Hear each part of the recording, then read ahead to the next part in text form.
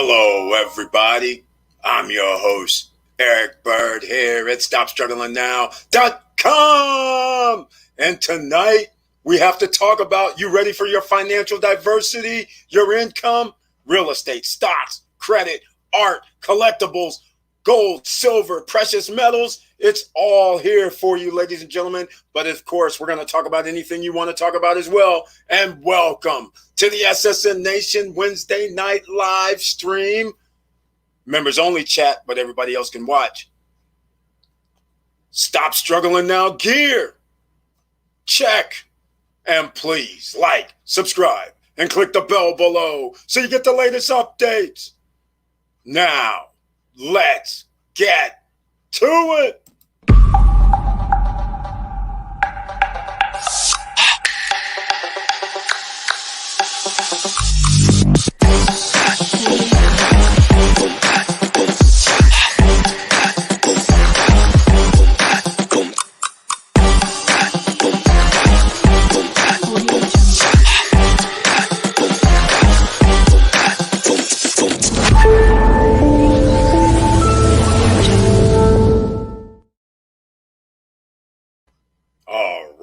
Welcome back, ladies and gentlemen, to the Wednesday night SSN Nation live stream.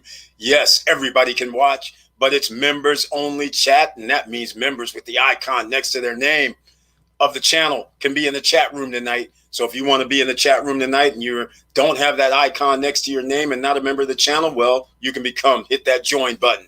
All right, ladies and gentlemen, and I started out 2 minutes in. This is a new record. Please smash that like button so the YouTube algorithm knows that we have people in the house. All right, let's start off. You ready to financially diversify your income? You know what that means? Financial freedom eventually. You don't have to wait 30 years, 40 years for financial freedom, but we're talking about real estate, stocks. You know, credit is an asset. Gold, silver, precious metals, art, collectibles. That's right, I include art and collectibles in this. We can even include sneakers in this. We could include anything that people hold of value that they're willing to buy for a higher price simply because you held it. Let's see who's in the house. We have Wilson Koo in the house with the icon next to his name, of course, because it's Wednesday night, his members only chat. And let's go. And of course, he says, love the t-shirt. That's right. You guys can get this t-shirt at StopStrugglingNow.com. Also, down below, nope, you can't get it on the Teespring merch shelf. But you have to go to the StopStrugglingNow.com website to get the t-shirts, ladies and gentlemen. In fact, you see one over the shoulder, Emerging Millionaires. Oh, and a hat as well. Speaking of gear, I even have some more gear. CEO of My Life gear. We have this as well. So, of course, anybody can go to the StopStrugglingNow.com website, get your SSN merch. Wilson Koo, good evening, Mr. Bird, and SSN fam, 100% facts. Oh, and by the way, let's talk about, see this pencil right here? Get your pen, pads, and papers ready, ladies and gentlemen, because you never know when some gems are going to be dropped, not just by me, but we have a community here who are very special. They are financially literate. They're also investing in different type of investments or different type of assets. So again, you may learn something from that. And this is why we have the next person also in line, Victor Marrero, with the icon next to his name. Welcome to the Wednesday night live stream where it's members only chat, but the rest of the world can watch. He says hello all, and his tagline, let's do this. He's in the house. So I want to thank him for being here. And I want to thank everybody who's watching right now, because this is going to be very special. Also tonight, what I did was I sent a message to my friend Will, because on the Wednesday night live stream, we were talking on the Monday night live stream. I did a story about Will going to make investments with these gurus of putting in 2,000, 5,000 or more to go listen to these guys and believe in them. And then when actually you presented to them a banging deal, all of a sudden it was coulda, woulda, shoulda, can't, all these reasons, when anybody in their right mind, if you're trying to help people, would have helped somebody with that deal. So hopefully he chimes in tonight. And also, I want to say one other thing. I have a toast tonight, because tonight, something I'm about to tell you guys, July 14th, today's my birthday. I was born Bastille Day, most people may not understand what Bastille Day is unless you know of the European Independence Day. July 14th is Bastille Day in France. And so now you know why I'm a little more special, because I actually was born in France. So I actually have a French birth certificate in French that I can't read. All right? That's how funny this is. All right? So anyhow, it's the birthday day. So pour out a little for the fellas who aren't here today. All right? Now, let's talk about what else we got going on. Vanessa Kamagate's in the house. Hey, Eric and SSN family. She ready. I love that. Thank you so much. I love the she ready as the tagline. Beautiful. Thank you so much for being here, because we got a lot to talk about tonight. Happy birthday, boss. Thank you so much. I appreciate that. I really do appreciate it. All right, ladies and gentlemen, let's talk about the first things that you see on the list is real estate, stocks, credit. That's right. You heard me say credit is an asset, ladies and gentlemen. But first, there's something I completely forgot about. Let me see what I did. Oh, I did do it. Yes, I did do it. Okay, down below in the description. All right. Some people will see this as it starts playing from the beginning. But on I believe it was the Friday night live stream when Victor Marrero was asking me about the residency for the Dominican Republic. So if you guys don't understand, the reason why he's asking this is because in the Dominican Republic, I think you can stay there for up to 90 days where you don't have to worry about visa or residency. If you want to stay there longer than 90 days, then you have to become a resident of Dominican Republic. With becoming a resident of the Dominican Republic, you are able to get benefits. Imagine that. So now you can actually ship over cars, furniture, and containers without being hemmed up. You can also possibly get insurance. That means health insurance and other things that you can just buy on the island, unlike in America. And so it makes your whole life a lot easier if you have residency. So some of those things, and this is regarding not only the real estate, but I'm about to put a link. It's down below in the description, below the video. I have the residency requirements, and I'm putting it in the chat room.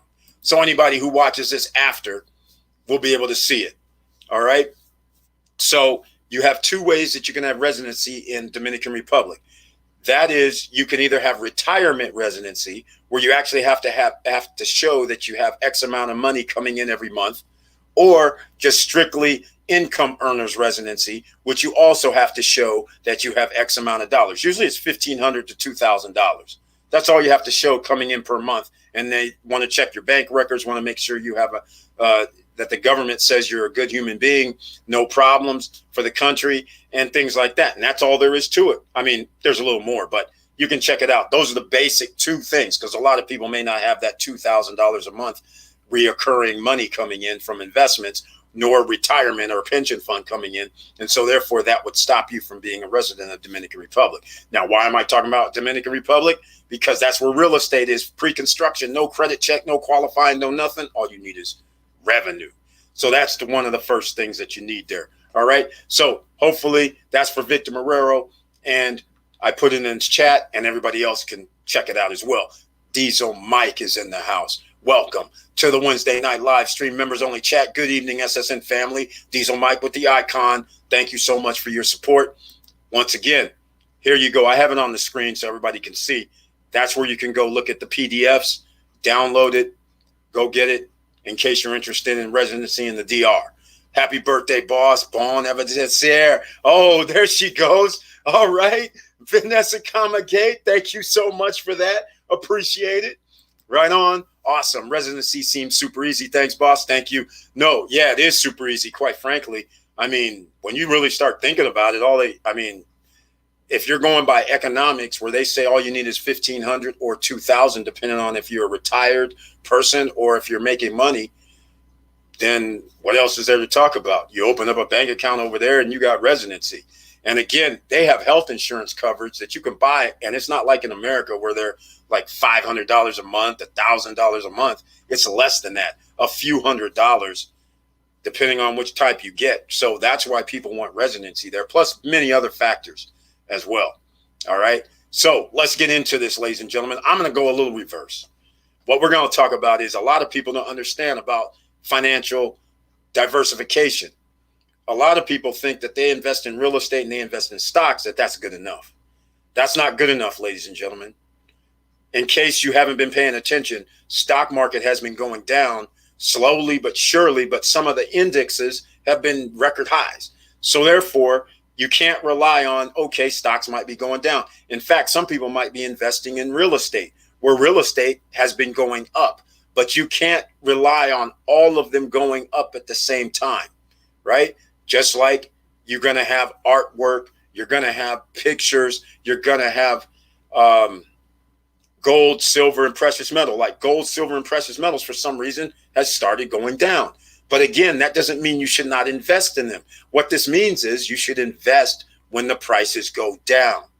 That is the best time to buy, because long-term inflation kicks in. And that's when the government prints money.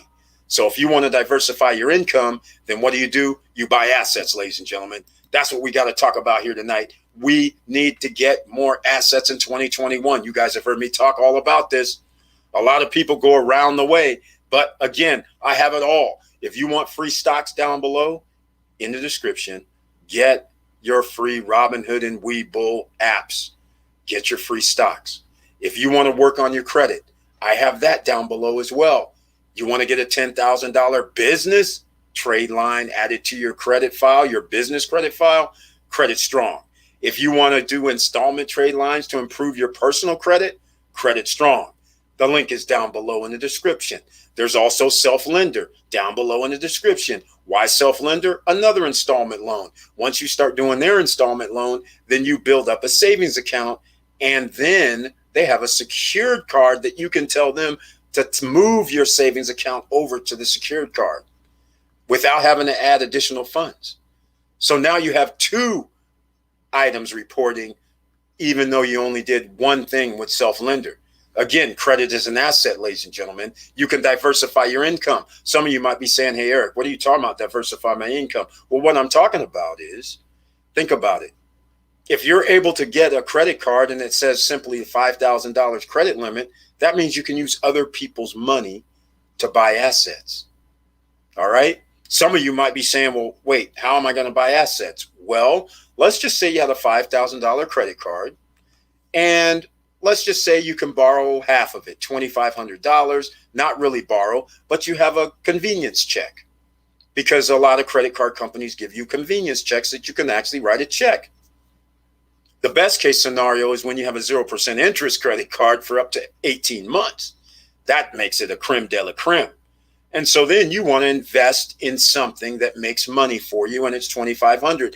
You do the numbers, you do the investment, you do your due diligence, and you say, okay, I'm going to invest in this vehicle for $2,500, and we're good. You use other people's money. Yes, you're going to have to pay them back, but whatever you invest in, you're supposed to be making money from that. Make your money work for you. All right? All right, ladies and gentlemen, that's how we're doing it. Curtis Davis is in the house, Mr. Financial. Yes, good evening. Thank you so much for being here on the Wednesday night live stream, the SSN Nation Wednesday night live stream. All right. Gold, silver, metals up on the day. That is correct, because metals have been beat down. I can't believe it. Even though they've printed money, even though inflation, they have to admit, is 5.4% year over year. But we all know here at SSN Nation that it's more than that. It's more like 15 to 20% year over year. They just can't admit it yet. It's coming. Don't worry about it. Juvie Lover. Good evening, ladies and gentlemen. Welcome to the Wednesday night live stream. Thank you so much for being here with the icon next to his name as well. I appreciate it. You guys know how this goes. If you want to talk about anything, please let me know, because you know we do it on the live stream. All right, ladies and gentlemen, let's keep talking. Happy birthday. Thank you so much, Curtis Davis.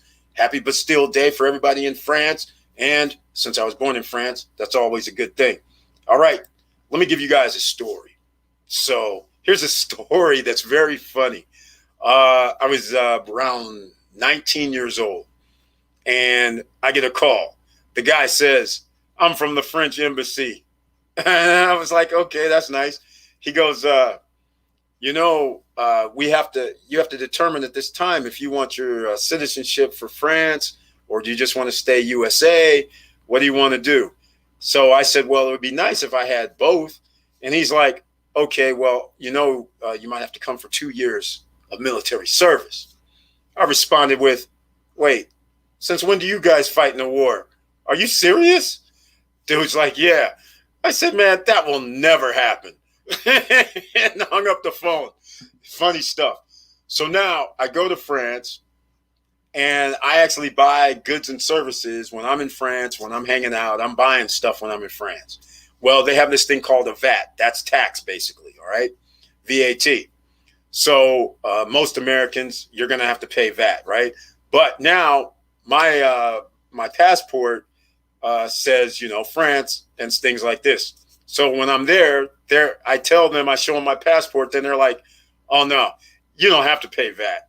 We're going to bypass all that. So I get special treatment whenever I'm in France and buying things. It's funny as hell. But that's how it goes. 68.5% of Punta Cana population has applied the second dose. So there are only 2676 left to reach the goal of inoculating 70% of those over 18. That's why tourists are coming back with the vengeance. That's it. That's it, Victor Marrero. In fact, you know what's pretty funny is for a third world country, as I call it, I mean, they're a developing nation in reality, but I always call them a third world country.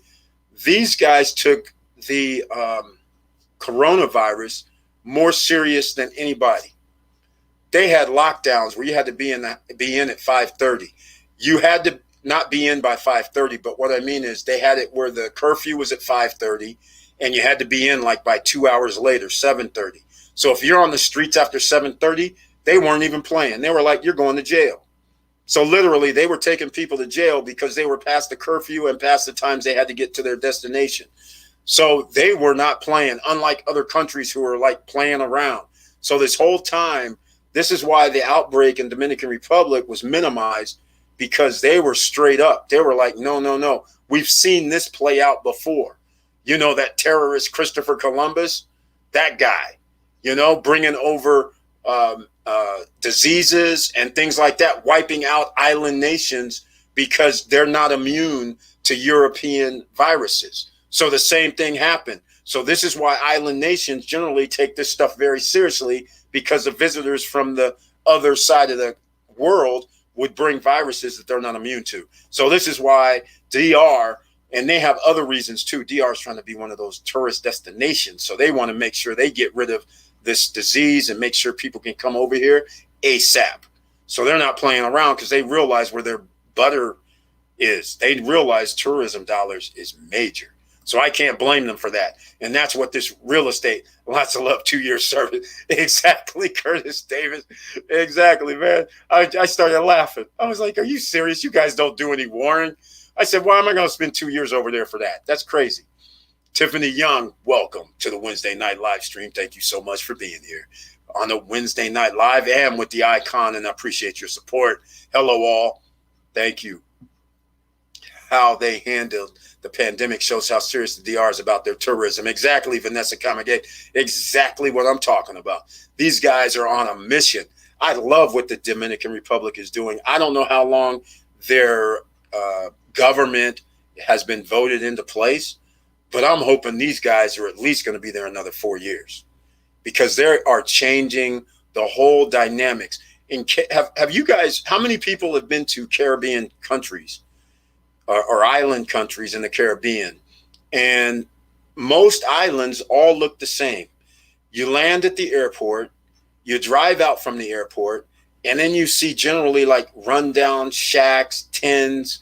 You just see not great neighborhoods.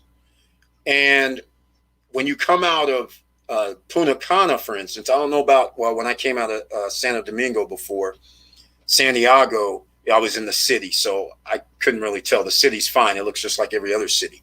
But as far as Punta Cana, you roll out, you don't see no shacks, no tents. You just see nice.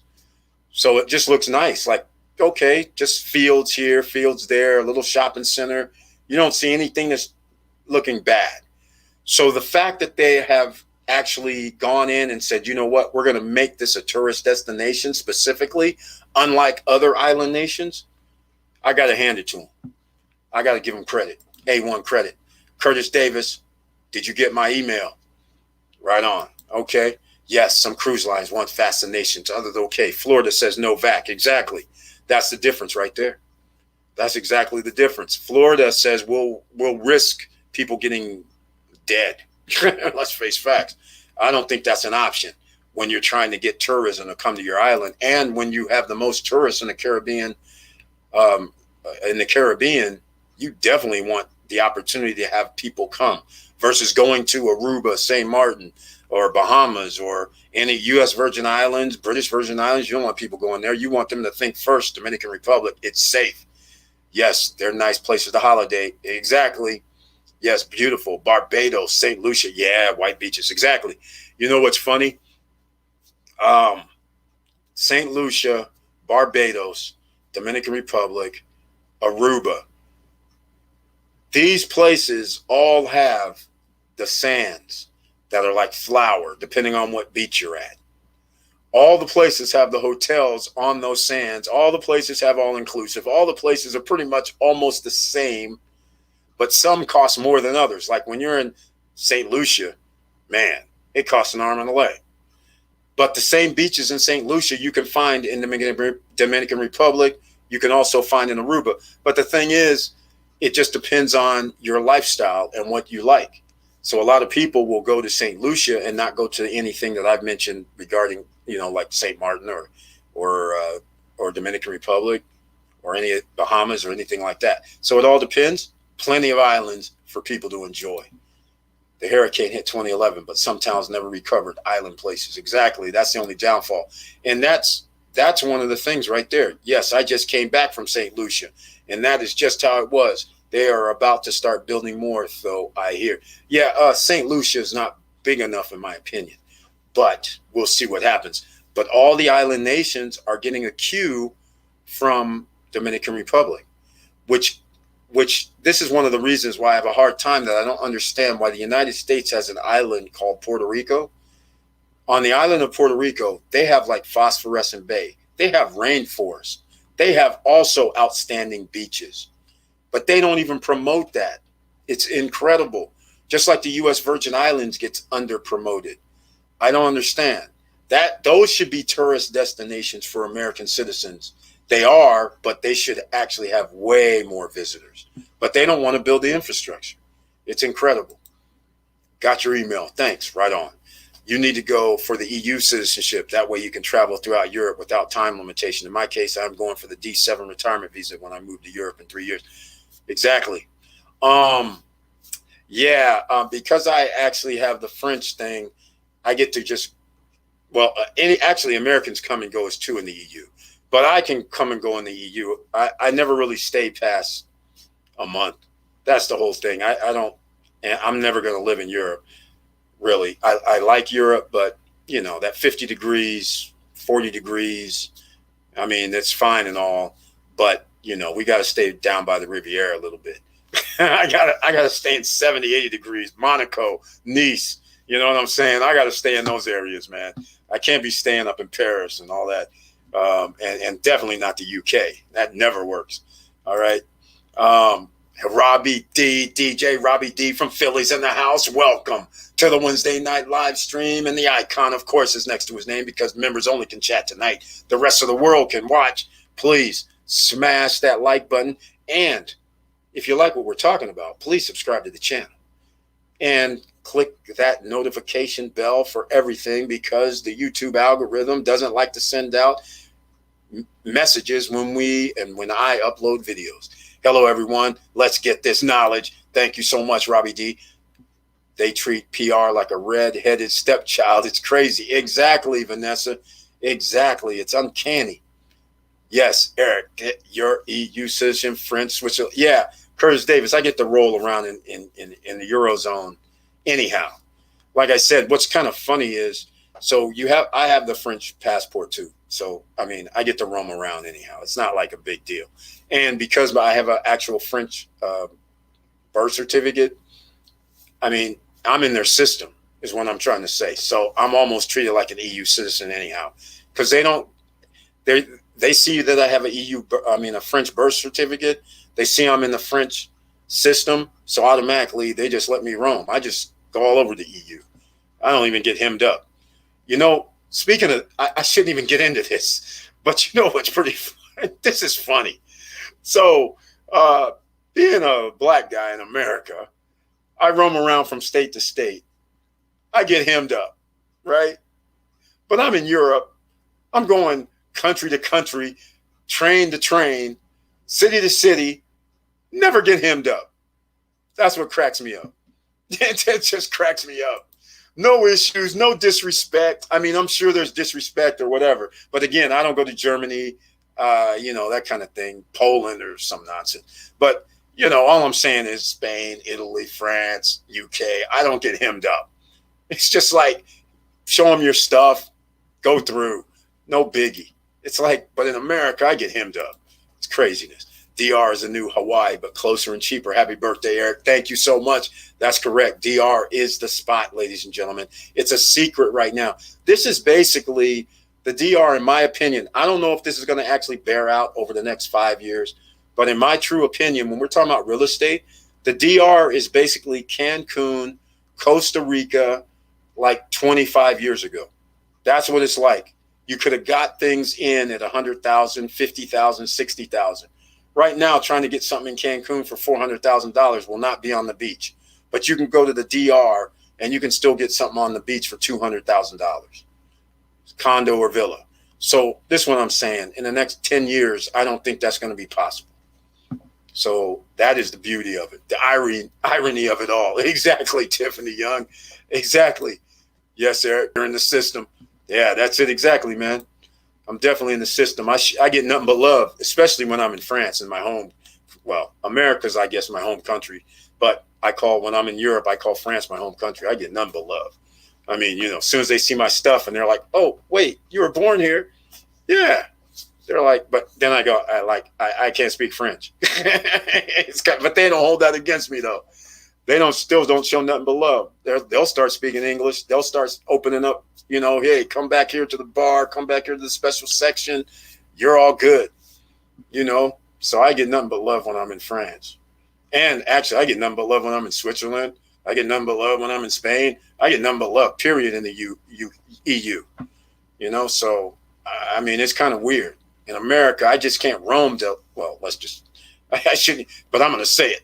I just can't roam to Mississippi, Alabama, and all these, and in fact, a whole bunch of states. I get hemmed up. But when I'm in EU, they're just like, you just go country to country without even a sweat. No police hemming you up, no nothing. Diesel Mike, yes, it's Hawaii, 1940, all over in DR. Exactly, Curtis Davis. That is the equivalent. It's Hawaii, 1940.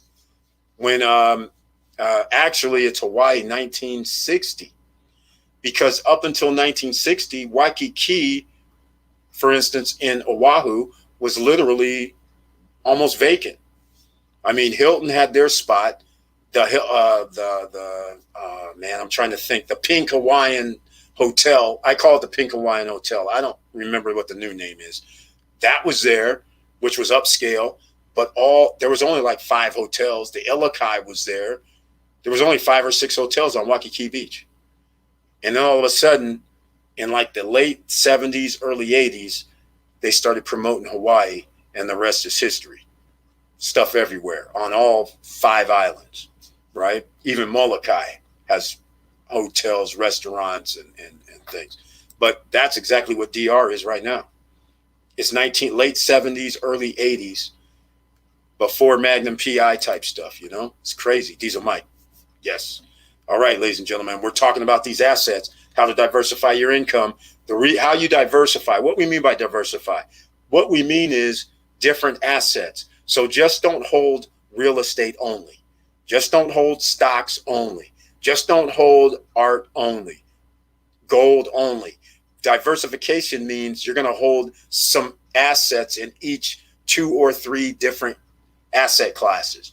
So real estate, stocks, credit is a given, because in America you need credit. So you need to keep your credit up. All right. Even if you don't use it, you just need to have a credit score and keep it up, because then you'll be able to use other people's money to make investments. Then, of course, we start going with the gold, silver, precious metals, the artwork. We start going with sneakers. We start going with collectibles. We start going with watches. We start doing all kind of things that you can invest in that other people hold as value. You know what's funny? I went to my mom's house the other day, and my brother goes, "Hey, here's your stamp book from when I was a kid." So now I have a stamp book from stamps years ago, decades ago. Now, I don't know if they're worth anything, but the funny part is he has a stamp book from when I was a kid. It's incredible. I'm just like, man, you just never know. There might be something in there. I'm going to Mexico for biz in 2 weeks, but the DR has changed my mind. Vanessa Camagate. Yeah, Mexico is fine, but Mexico is like Curtis Davis, Mr. Financial, was mentioning. Mexico has a 20, 25-year head start on the DR. That's why their properties are more. You can still do the same pre-construction deals, but the properties that you can buy in Mexico are going to be almost double the price from the DR properties, which you're not going to lose, in my opinion, that way either. But I'd rather go with the lower price, where that means I don't have to charge that much and I can always still make money. Because once you buy property at a higher value, then that means your rate of return on investment, the ROI, has to also mean I have to rent for a higher number. So again, yeah. So hopefully that we might have changed your mind with the DR, and you can see what now. Look, the Mayan Peninsula, which is Cancun, Playa del Carmen, Tulum, Merida, all those guys, that is now growing because they're building that train. So now they have a reason for their prices to go up too.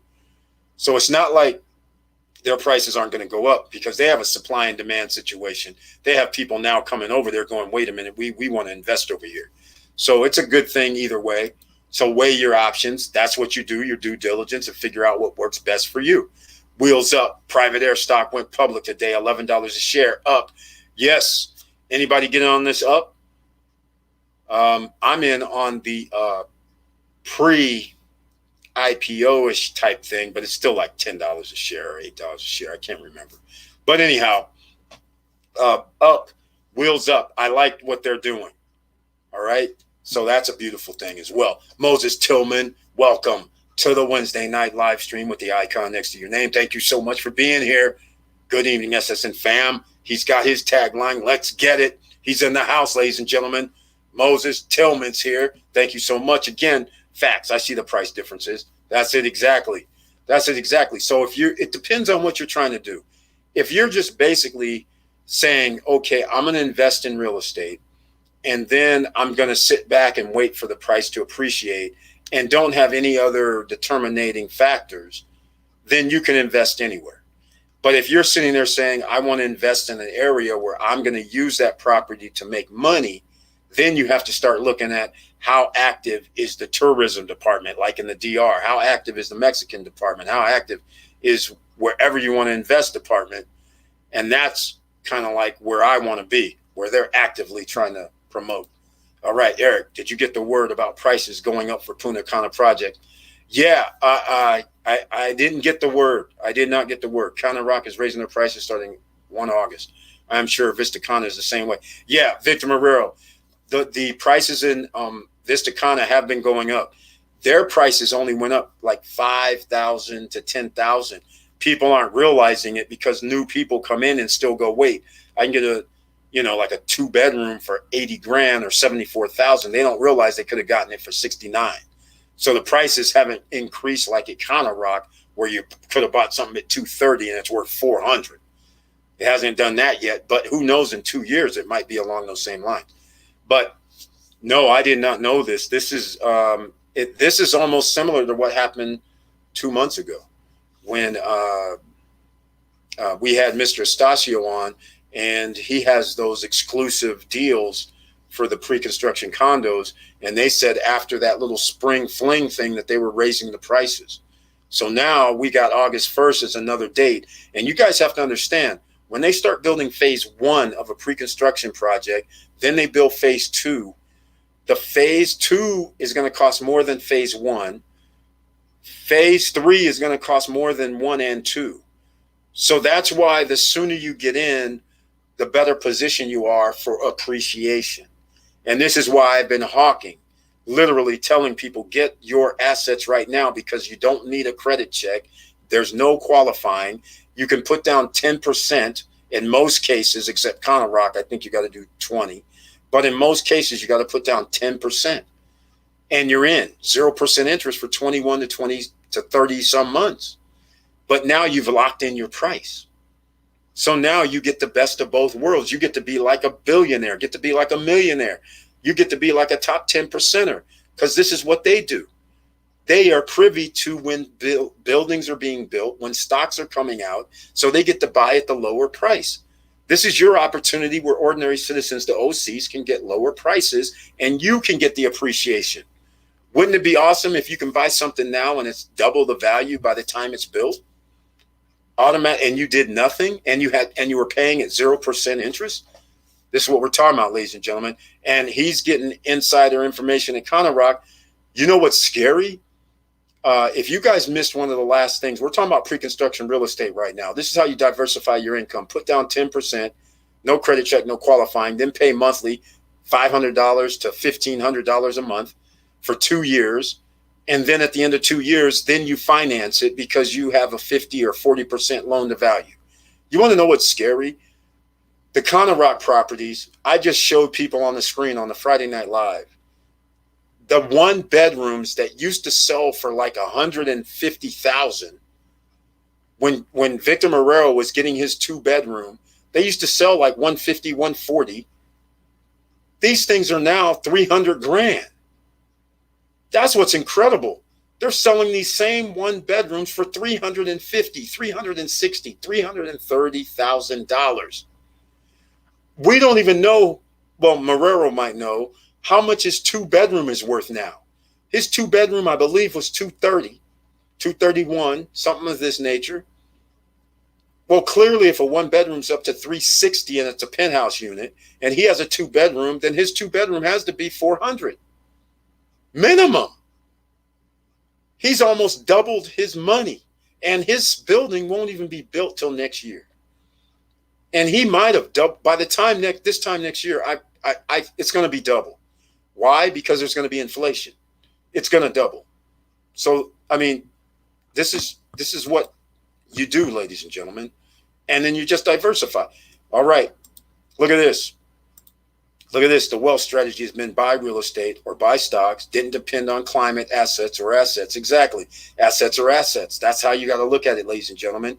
Just because your asset goes down, even real estate goes down, right? But you know what to do. If real estate goes down, then you buy more if possible. Same thing that happens with the stock market. When it goes down, you buy more if possible. All right? Anything that is an asset that goes down in value, just like artwork. I'll always say artwork. An art painting goes down. You know, if you see a certain artist that you say, okay, they're worth, I'll just use a modest $50,000, right? And you've seen all his artwork sells for $50,000 plus. All of a sudden, for some strange reason, he got bad press or whatever, artwork drops to $25,000, $30,000. That's when you're supposed to buy the next piece of artwork. All right. You go to an estate auction or find an estate auction, and you find this artist, and people are giving it away because they have to sell it. So at the estate auction, it's $10,000, and you know all his paintings are worth $50,000 and more. These are the kind of things that you have to start thinking about as an entrepreneur, as a person that says, you know what? You don't even have to be an entrepreneur. As an ordinary citizen, an OC, you should be always thinking about how you can make investments that could create value later, right? Make your money work for you. I have a bunch of Michael Jordan and Kobe basketball ball cards from my youth. Maybe they'll be worth something a few years from now. I have over 100 Jordan cards alone. If you have Jordan 1s, they're already worth something. If you have Kobe 1s, they're already worth something. And even Jordan's and Kobe's cards that aren't even number 1s, they're worth something relative to what you bought them for. If you bought them, you bought the whole pack for $15 or $20, their cards are worth more than that right now. And they don't even have to be the first edition, right? So it's a beautiful thing. And that's exactly what I'm talking about. When you were a kid, you're just buying and trading, and you might have thought they go up in value. Well, guess what? You get the benefit from this. 40 minutes in, ladies and gentlemen, please smash that like button. All right. And if you like what we're talking about, please subscribe to the channel and click the thumb for notifications so you get notification when we upload a new video. All right. NASDAQ took a little beat today. My VTI, ETF, and others took a hit. So I decided to hit it while red. No mercy. That's right. That's how we do it here in SSN Nation, ladies and gentlemen. You got to wrap your head around some certain things in case you're new here. The stock market always goes up. Sometimes it takes, once it hits a bottom, like let's just say like last year when we had the crisis, the coronavirus hit and the stock market went down 30-40%. How many people invested? Everybody who would have invested over a year and about 2-3 months, up until about 9 months ago, you would still be positive on your investment. All right. That's how far it fell, and you still get to increase your profits. So this is what's going to happen again. Stocks go up and they go down. So if you want to diversify, then you invest in stocks, and you also download this Robinhood and Webull app and get your free shares of stock if you've never downloaded them before. All right. But yeah, that's how you're supposed to do it. Just like he illustrated right here. When it's red, when it drops a certain percentage and you feel good, you should buy more. That's how we do it. Yes, lock in pre-IPO profit stocks or real estate in DR. That's it exactly, Mr. Financial. Instant appreciation in DR. That's what it seems like so far. We've been winning right now. Haha, Senate Dems looking to legalize pot on federal level. Oh, yeah. Everybody that, hey, 9 months ago, I put out the video. You better get your cannabis. So everybody who got their cannabis stocks 9 months ago, we're still ahead, even though they went up in a rush after the election. Then they came down to 50%. We're still positive 50, 60, 100, 200% on our money. All right. I sold something today, 450% on my money. JMIA, right? JMIA. I finally sold. I was like, what am I doing? It said 450, 460%. I said, no sense in holding it any longer. And that's after it dropped 10% more, 20% more. So I still got 400, 460. Last year when I invested in JMIA, it was $3. All right, 350, something like that. And I have to admit, Mr. Financial was like, wait, what's that? Why are you investing in that? Well, as we get another winner, ladies and gentlemen, is 450% a home run? I call it a home run. And actually, it was probably 500% last week, but I didn't sell. But now today, I was like, you know what? No sense in being greedy. Take the 450, 460%. Let's go. Victor, yes, bye. Exactly. Eric, all gold stocks up. That's right. Exactly. Gold, silver, precious metal, they got the weak hands out. They've dropped 10 to 20%. So therefore, what are you going to do? You should be buying more. And these are some of the ETFs. These are AUY, GOLD, PLG, SIVR, DRD. All of these have dropped. But you want to know what's funny? Last year and all year and even this year, we were talking about 5G networks. Ericsson and Nokia. Nokia was $3 and something like 9 months ago. It was dropping. It was $4 and something last year. Then it dropped to $3 and something. Right now, I looked today, it was $5 and something. Do you guys realize $4 to $5 by itself is $1, right? So you guys have to understand these percentages, when you're getting 25, 30, 40% on your money, even those small stocks put in work. All right. So a lot of people here in SSN Nation, we have Nokia, NOK. We have Ericsson, ERIC. All right. And then you got these gold, silver, and precious metals, ETFs.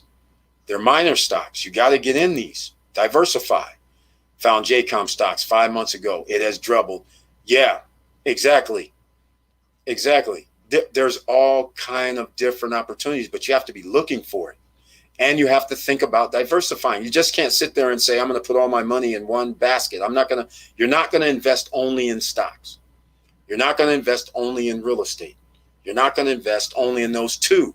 You're going to have to do something else. You're going to say, okay, gold and precious metals, that helps during inflation. So therefore, you should have gold, silver, precious metals of some sort. All right. So there's different things. Curtis Davis, most definitely. I buy every day the same amount and same ETF index fund.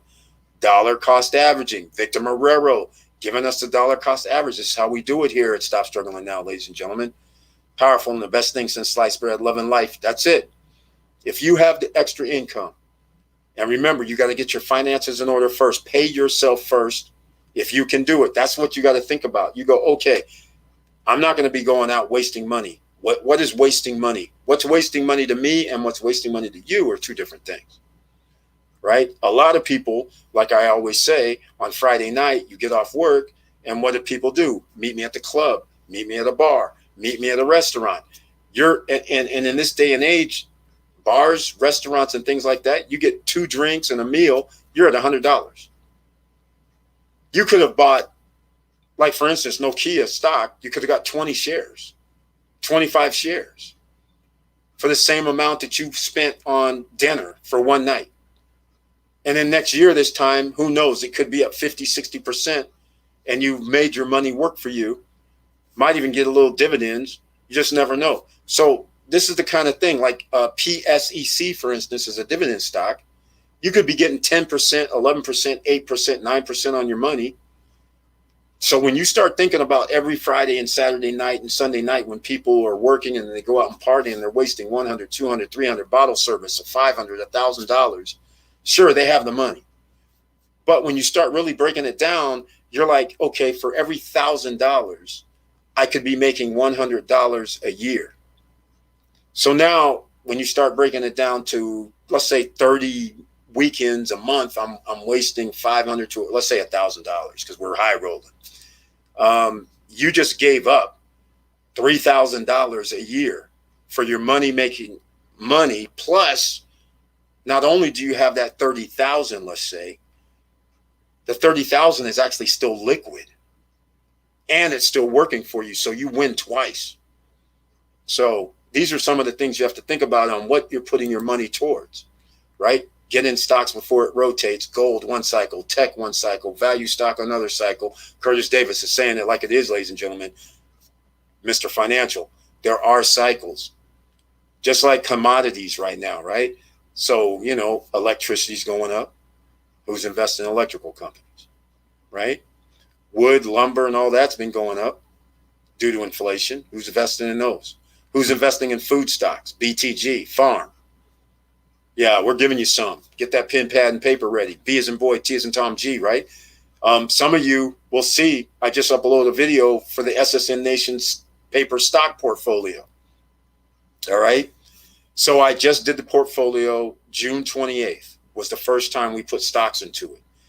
Now, you guys, what I want you to understand about this portfolio that I have, I'm going to start coming out every 2 weeks with the portfolio to keep updated and let people understand how you can invest and find out using paper trading and using Webull, you can actually see how easy it is to buy and sell stocks. Because the same thing I'm doing on paper trading is just like if you uploaded some money, then you would do the same thing. There's no difference. But now you're going to be able to see in real time based on June 28th numbers. So we don't get to go back and talk about all the gains that a lot of us received from 2020 to 2021.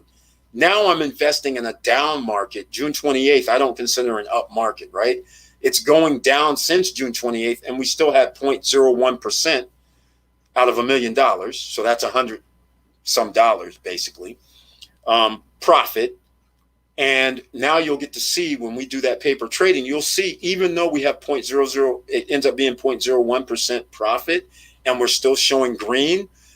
What you'll notice is there were stocks that were in the red, like for instance, AMC, because AMC on June 28th, I can't remember how much it was, but I'll give you an example. It might have been $47 or $50 a share. Right now it's under 40, so that's a negative. So even with that negative, we still have a 0.01% because we have other stocks. We diversified our stock portfolio. So we still are winning, even though we have 5 to 6 or 7 lost stocks, but we have 5 or 6 winning stocks as well. And so what did I do last night? The AMC, because it's at $37 or $38, I reinvested at the lower rate. So now my dollar cost average got reduced. This is how we make money, right? Hopefully, because nobody actually knows for sure. So this is what you do. And so we are diversifying our portfolio, in this case, stock portfolio. So I got some NVIDIA, which, by the way, in June 28th, I didn't get NVIDIA stock, but I got NVIDIA now. NVIDIA, like June 28th, was probably $700 and some dollars. 2 weeks later, it's $800 and some dollars. But now I invested at its almost all-time high. So these are the kind of things you have to think about. And there are cycles, but you don't get afraid. You're investing for a reason. Victor, yes, I buy stocks every week. Consistency is key. Exactly. That's how you have to do it. Tim Smith is in the house, ladies and gentlemen, with the icon next to his name. Thank you so much for being here. Victor Marrero, buy daily. I knew I was doing something wrong. Tim Smith, that's it, man. That's it. A little bit here and there, especially Webull and Robinhood.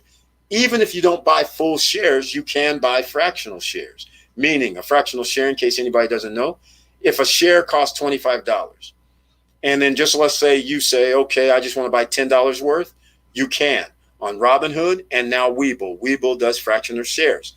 And anybody new here, please get your free shares of stock from Robinhood and Webull down below. Get your free $10 from Coinbase down below. If you want to build up your credit, I have credit information down below, like Credit Strong, Self-Lender, Tomo credit card, Extra credit card, which you can use a debit card. Extra is not a credit card. Extra allows you to use your debit card, which is their debit card, and then they will report to the credit bureaus for you. So it's almost like your normal debit bank card, except how about this? You go out and buy, stuff, $100 worth of stuff over the month, and it's a debit card. Same thing. They take it out of your account the next day, but then they report it to your credit profile as being a credit card. It's beautiful. So there's Extra. There's a link down below for that. Tomo Credit. There's a link down below for where you can earn interest daily on crypto. That's Celsius Network and Nexo.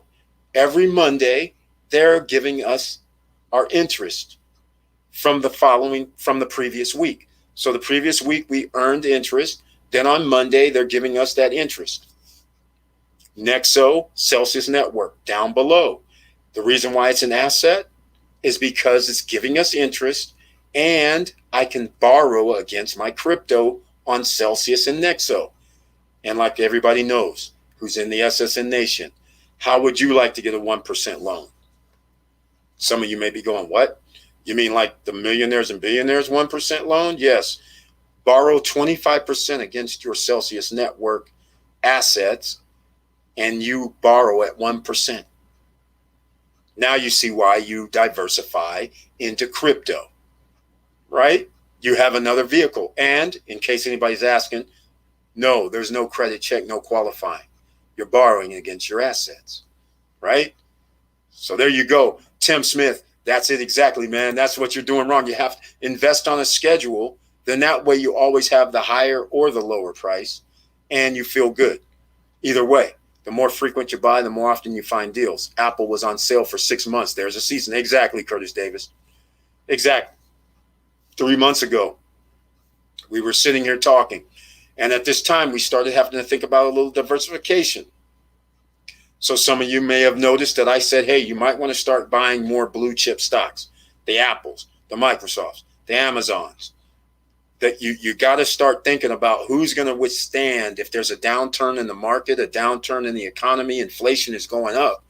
Who will be able to withstand all those forces? Well, you know who. The stocks that all are the companies that always bring in revenue. Those are the companies. So those are the ones like I mentioned. The stock symbols are MSFT, for instance, for Microsoft. Apple, AAPL. For instance, you got to have those. Amazon, AMZN. Walmart, you got to go with the big boys. CMG, which is Chipotle. Even though it's a restaurant, you got to go with these guys. They're expanding. So these are the type of companies that you got to start thinking about putting your money in when the economy goes down. All right? Okay, Tim Smith, yes, I was doing it weekly, but changed it to daily as I started noticing better returns. I simply took my weekly amount and broke it into a daily percentage. This can be automated. Exactly, it can be automated. Very well said, Victor Marrero. Thank you for bringing that up because we rarely talk about daily, weekly, recurring investments. I'm responsible. I mostly have talked about when the stock dips or goes down, then rebuy to reduce your dollar cost average. But the real way that a lot of people invest, the Warren Buffett way, you invest consistently over time. And in that way, you get the best overall dollar cost average over time. You don't have to time the market, so to speak. So if the stock goes down, you're going to be buying at a lower price. If the stock rises, you buy at a higher price. But overall, your dollar cost is going to be below what the stock price is. So you win over time. This doesn't really work for short term. So that's why when you invest in stocks, it's long term in most cases, unless you're like Victor Chimiente, a swing trader, and who does the market daily or weekly, who are saying, okay, I'll take 10% and sell. I'll take 20% and sell. So a lot of people do that. All right. But that's very good points, Victor Marrero. Appreciate it. All right, ladies and gentlemen. Once again, it looks like my boy Will couldn't make it tonight, but we'll see what happens. I also tried to get an accountant to come on, but again, did not respond and didn't want to come on.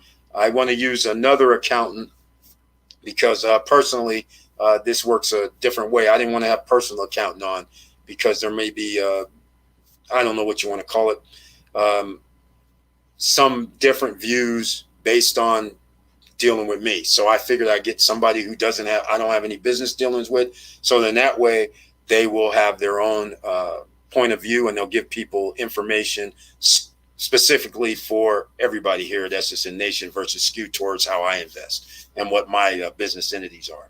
All right. So anyhow, speaking of business entities, SSN Lifestyle coming out, ladies and gentlemen. I keep saying this. I know you guys have heard it. They're like, hey, come on, Eric. Come on. We've heard this for 6-7 months now.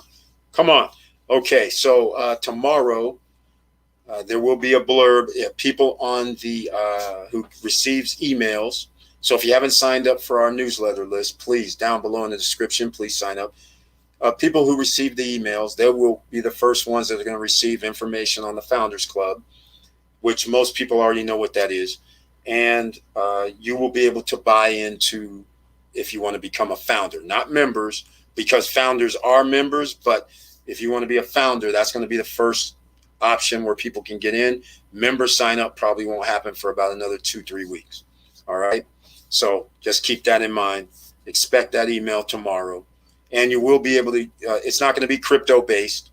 You will be able to use your debit card, credit card, or whatever form of payment you want to do, right? ACH, because I'm going to use a PayPal scenario where you can log in, because it's going to be under SSN Lifestyle Business. All right. So that's the thing you got to remember. In case people don't know what SSN Lifestyle is, we're an hour in.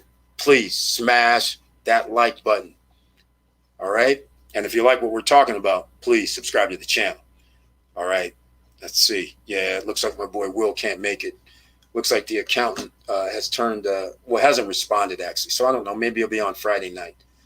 All right. So let me give you guys a preview. I'm going to give you the voice. No, I won't. Yeah, I'll give you the voiceover. All right. A lot of you have already been on the live streams. I've done the voiceover. I believe I did it Friday and Monday. So people who haven't heard of this before, this little promo, please give me feedback. If you think this is good, if you think it's bad, let me know, because so far the feedback has been positive. So it's probably going to be on the website as well. So let me know what you guys think. And of course, there'll be other promo videos as well. And of course, members of the channel, once you sign up, this will be refer a friend type of thing. So you'll be able to SSN Lifestyle. Do you want to travel and see the world? Stay in luxurious accommodations. Have peace of mind and relaxation. The financial freedom to enjoy the life you deserve? Well, welcome to the SSN Lifestyle. Your financial health will create your wealth. We are here to help you drive to your destination of greatness. And we have the start button. If you are willing to learn, put in the work, and help others achieve their goals and dreams, then please join us for a better future, and welcome to the SSN Lifestyle. We will help you create happiness. happiness and freedom to enjoy life.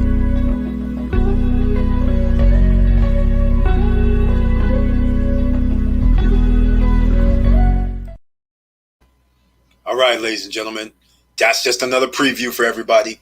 And so let me know what you think about it in case you haven't given feedback before. The other thing I did was to raise my 401k contribution into before tax fund. Victor Marrero, this will lower my taxable income at the end of the year. We're getting hammered every year on taxes. Victor Marrero.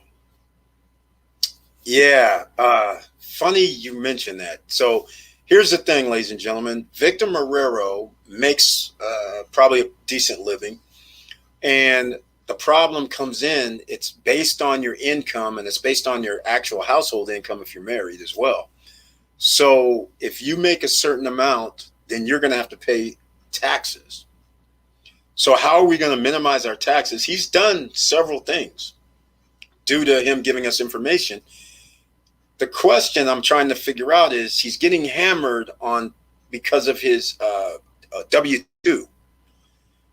And the thing is, even though you have property, you can do depreciations, you can do write-offs, you can do expense write-offs, but there's a translation over into W-2 money. That's the difference right here. He has W-2 money that you can't get away from. So what he's trying to do is, instead of putting in a lower amount into your 401k, because you only have a maximum amount that you can put into your 401k per year.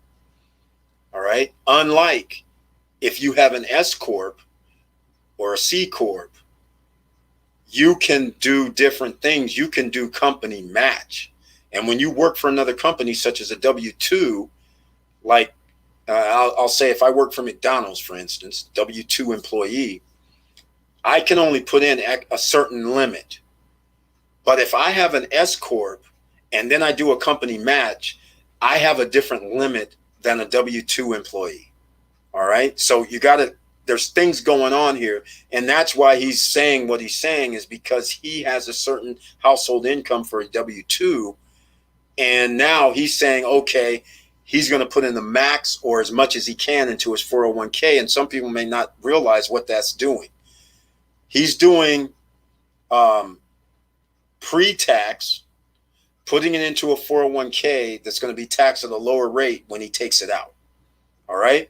So that is the idea there. And by the way, when you become 65, well, presently, if you're 65 and over, then you get another deduction on your taxes. So these are things that you have to consider that, see, again, in school, nobody talks about this.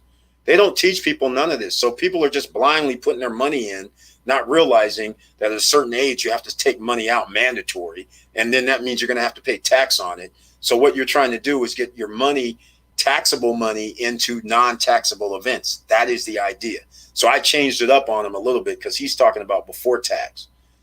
I'm talking about after tax, then put into a free tax type of zone. Got to talk to your accountant, ladies and gentlemen. All right. We're going to have an accountant on one of these days. Like I said, I'm trying to get one on, but he didn't respond. So I'm going to deal with another one and get them on. And then we can talk about exactly what I just mentioned. All right. Look at here. Isaiah Dumars with the super sticker. Thank you so much. He's watching the SSN Nation live stream. He put in that super sticker donation. I humbly appreciate that. Thank you so much. All right, right on. Even though he can't chat tonight because he doesn't have the icon, but the man still made a donation to the SSN Nation, and I humbly appreciate that once again. Thank you so much for being here as well. All right, Moses Tillman, Keith Sweat on the SSN Lifestyle. That's right, Bay Area. All right, I got to quit playing around. Eric, you have the movie trailer guy voice. Thank you so much, Diesel Mike. That's what people have always said. They said, man, you need to go to the radio station. People have been trying to get me on radio for like the last 20 years, but I'm like, nah, man. I can't do that, even though that'd be kind of cool. Thank you so much, Diesel Mike. I appreciate it. Victor, max out on IRA and 401k because W-2 hurts you. Exactly. Well, here's the funny thing that you mentioned that, Curtis Davis, and Victor knows this as well. What he knows is, yeah, see, I knew this. I knew he was going to say this. The problem we have is that we exceed the Roth and the traditional IRA income limits, right? So the 401k is the only vehicle I have to cover me from taxes. Yeah, exactly. And guess what else, Victor Marrero? Since you set that up, go talk to your accountant. You have another way to shield yourself as well, because get your I don't know if you have an LLC, but get your LLC. You're in the state of Florida. Get your LLC to be an S corp. Turn yourself into an employee of your S corp. Open up your company 401k, your S corp company 401k. Now you have another vehicle that you can possibly invest in, but you got to talk to your accountant since you already have these other vehicles set up. But talk to them about that, because you might have another option. So now you might be able to shield actual W-2 money from two sources into that. So think about it. He'll tell you, check it out, man. There's always ways to make this happen. Curtis Davis, good movie trailer, SSN. I like that. Thank you so much. All right. Thank you so much for the feedback, ladies and gentlemen, because again, I don't normally deal well with feedback. I mean, I take feedback. I listen, I watch. The thing is, though, you can always listen. You can always hear it. But the thing is, when somebody criticizes you, are you going to act from that criticism? Or are you going to say, well, I know better? The real deal is, when you're an entrepreneur, when you're a boss, when you're running things, somebody comes up to you with suggestions and ideas. You should actually look at those suggestions and ideas, even though in your brain you're going, nah, I'm not going to do that. But you should still go down the path and go see if it is worthwhile to change. Just don't give it a no-go zone. At least go, hey, you know what? Maybe I should look at this and see if this does work out better. And then you'll find out that's what it is to be a boss. You have people that are giving you some very good advice, but a lot of bosses will say, no, I'm not. I have it my own way or the highway. I'm not going to listen to it. And let's talk about, the difference between Blockbuster and Netflix. The guys running Blockbuster were saying, their advisors were coming in saying, hey, man, you should get that Netflix company. This would help us out in the long run. They do streaming service just in case people don't want to buy VHS tapes or come rent VHSs. And their bosses were like, no, man, we ain't going to even entertain none of that stuff. They could have bought Netflix for like $700 million. That's it. $700 million, $750 million. But the guys at Blockbuster said, nah, get out of here. And look what happened. Blockbuster gone, Netflix, rest is history. So those are the kind of things. Vanessa Comagate with the $10 donation, bond anniversary with the birthday gift. Enjoy, boss. Thank you so much, Vanessa Comagate, for the $10 donation. Again, I humbly appreciate the donation. I thank you so much. And I also thank you for being a member of the channel. You didn't have to do this, but I appreciate it. Thank you once again. Melanie Bonita, Miss 24 streams of income. If you're new here, that's right. You heard me right. It's not a misquote. 24 streams of income, and she's hunting for 25 because she's going to be going to the DR sometime in the next month or two. So therefore, she might be getting a pre-construction condo or maybe going to Mexico. I don't know where she's going, but she could have 25 streams of income. And ladies and gentlemen, that's an asset. When you write books, that's an asset. When you're on Instagram, when you're on TikTok, when you're on Clubhouse, those are assets. When you start your own business and go book signings, those are assets, ladies and gentlemen. Diversify your income. She has 24 streams, and she's here. Great evening, SSN family. And again, you see her name. You guys know you. Well, if you're new here, you don't know. You can go to Amazon to buy some of her books. It's under her name. That's right. Amazon, Melody Bonita. She has books that helps you, ladies and gentlemen, both men, both women, separate books for men and women, financial literacy to help you, even if you want to become a writer, a book author. She has that. Man, superwoman. All right. That's exactly what my account is doing for us. There we go, Victor Marrero. You're already on it. That's exactly what my account is doing for us, setting up a trust. Oh, yeah, that's the end game. Then have the LLC against that. That's right. Then have all the assets underneath an LLC. My accountant also drew the withdrawal strategy. There we go, ladies and gentlemen. There we go. See, he's already on top of it. Yeah, because I knew I'm sitting there like, man, you have options. You can actually minimize it way more than what you can do. So I'm glad you put it on the screen because, like I said, it's hard to explain that when I'm running through my head. I'm like, okay, he can do the LLC, then he can do this. I know where you can go with it, but I just couldn't explain it in a rational way. But you explained it better than I could because a lot of things. Oh, here we are: OCs, original citizens, ordinary citizens, emerging millionaires, SSN Nation, guys. This thing that he just mentioned, the revocable trust. Okay, let's just put it this way. When you're taught in school, when you grow up, most people, 99 out of 100 people, 99% of the population is taught, please write out a will. That's not good enough, ladies and gentlemen. What they don't tell you is if you have a will, people can contest the will. And then it goes to probate, which now the state and the lawyers have under their control. You know what happens when you have lawyers and the state and you have assets? They try to swipe the assets or at least tax you. So therefore, you're going to have to sell the asset anyhow. But if you have it in a trust, you bypass the probate situation. This is why in every school you got to start thinking, how come when you're in 5th grade, 10th grade, 12th grade, well, before 12, how come they're not sitting there going, hey, guys, this is how you create a trust? So then this way, whenever you have assets, you put those assets in a trust.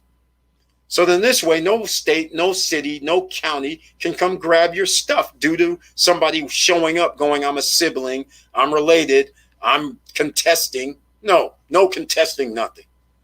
All right? So when you go down, go get your trust, ladies and gentlemen. Hold your assets in the trust. Protect yourself.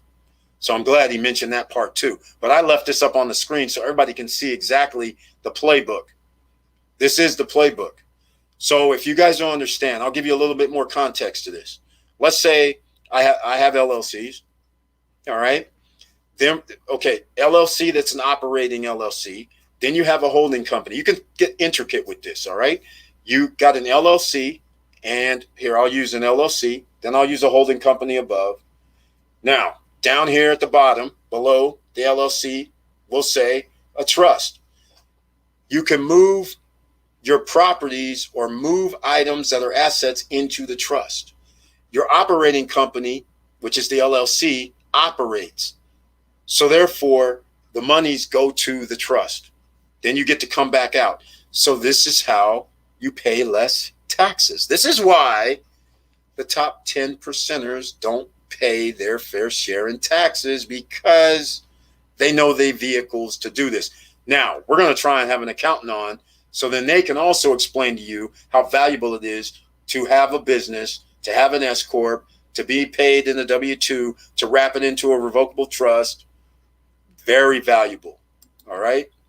Wish bought Netflix stock. I just consumed it in 2000s, did not invest shares. Exactly.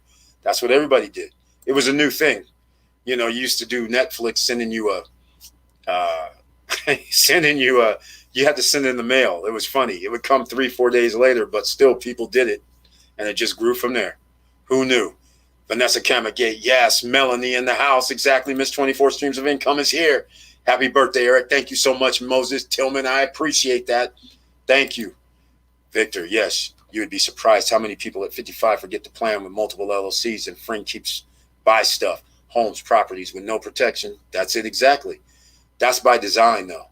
Because like I said, how many people really have been taught, hey, put all your assets in a trust? Nobody. The rich people, they tell their kids, and in fact, they form the trust when they're born pretty much.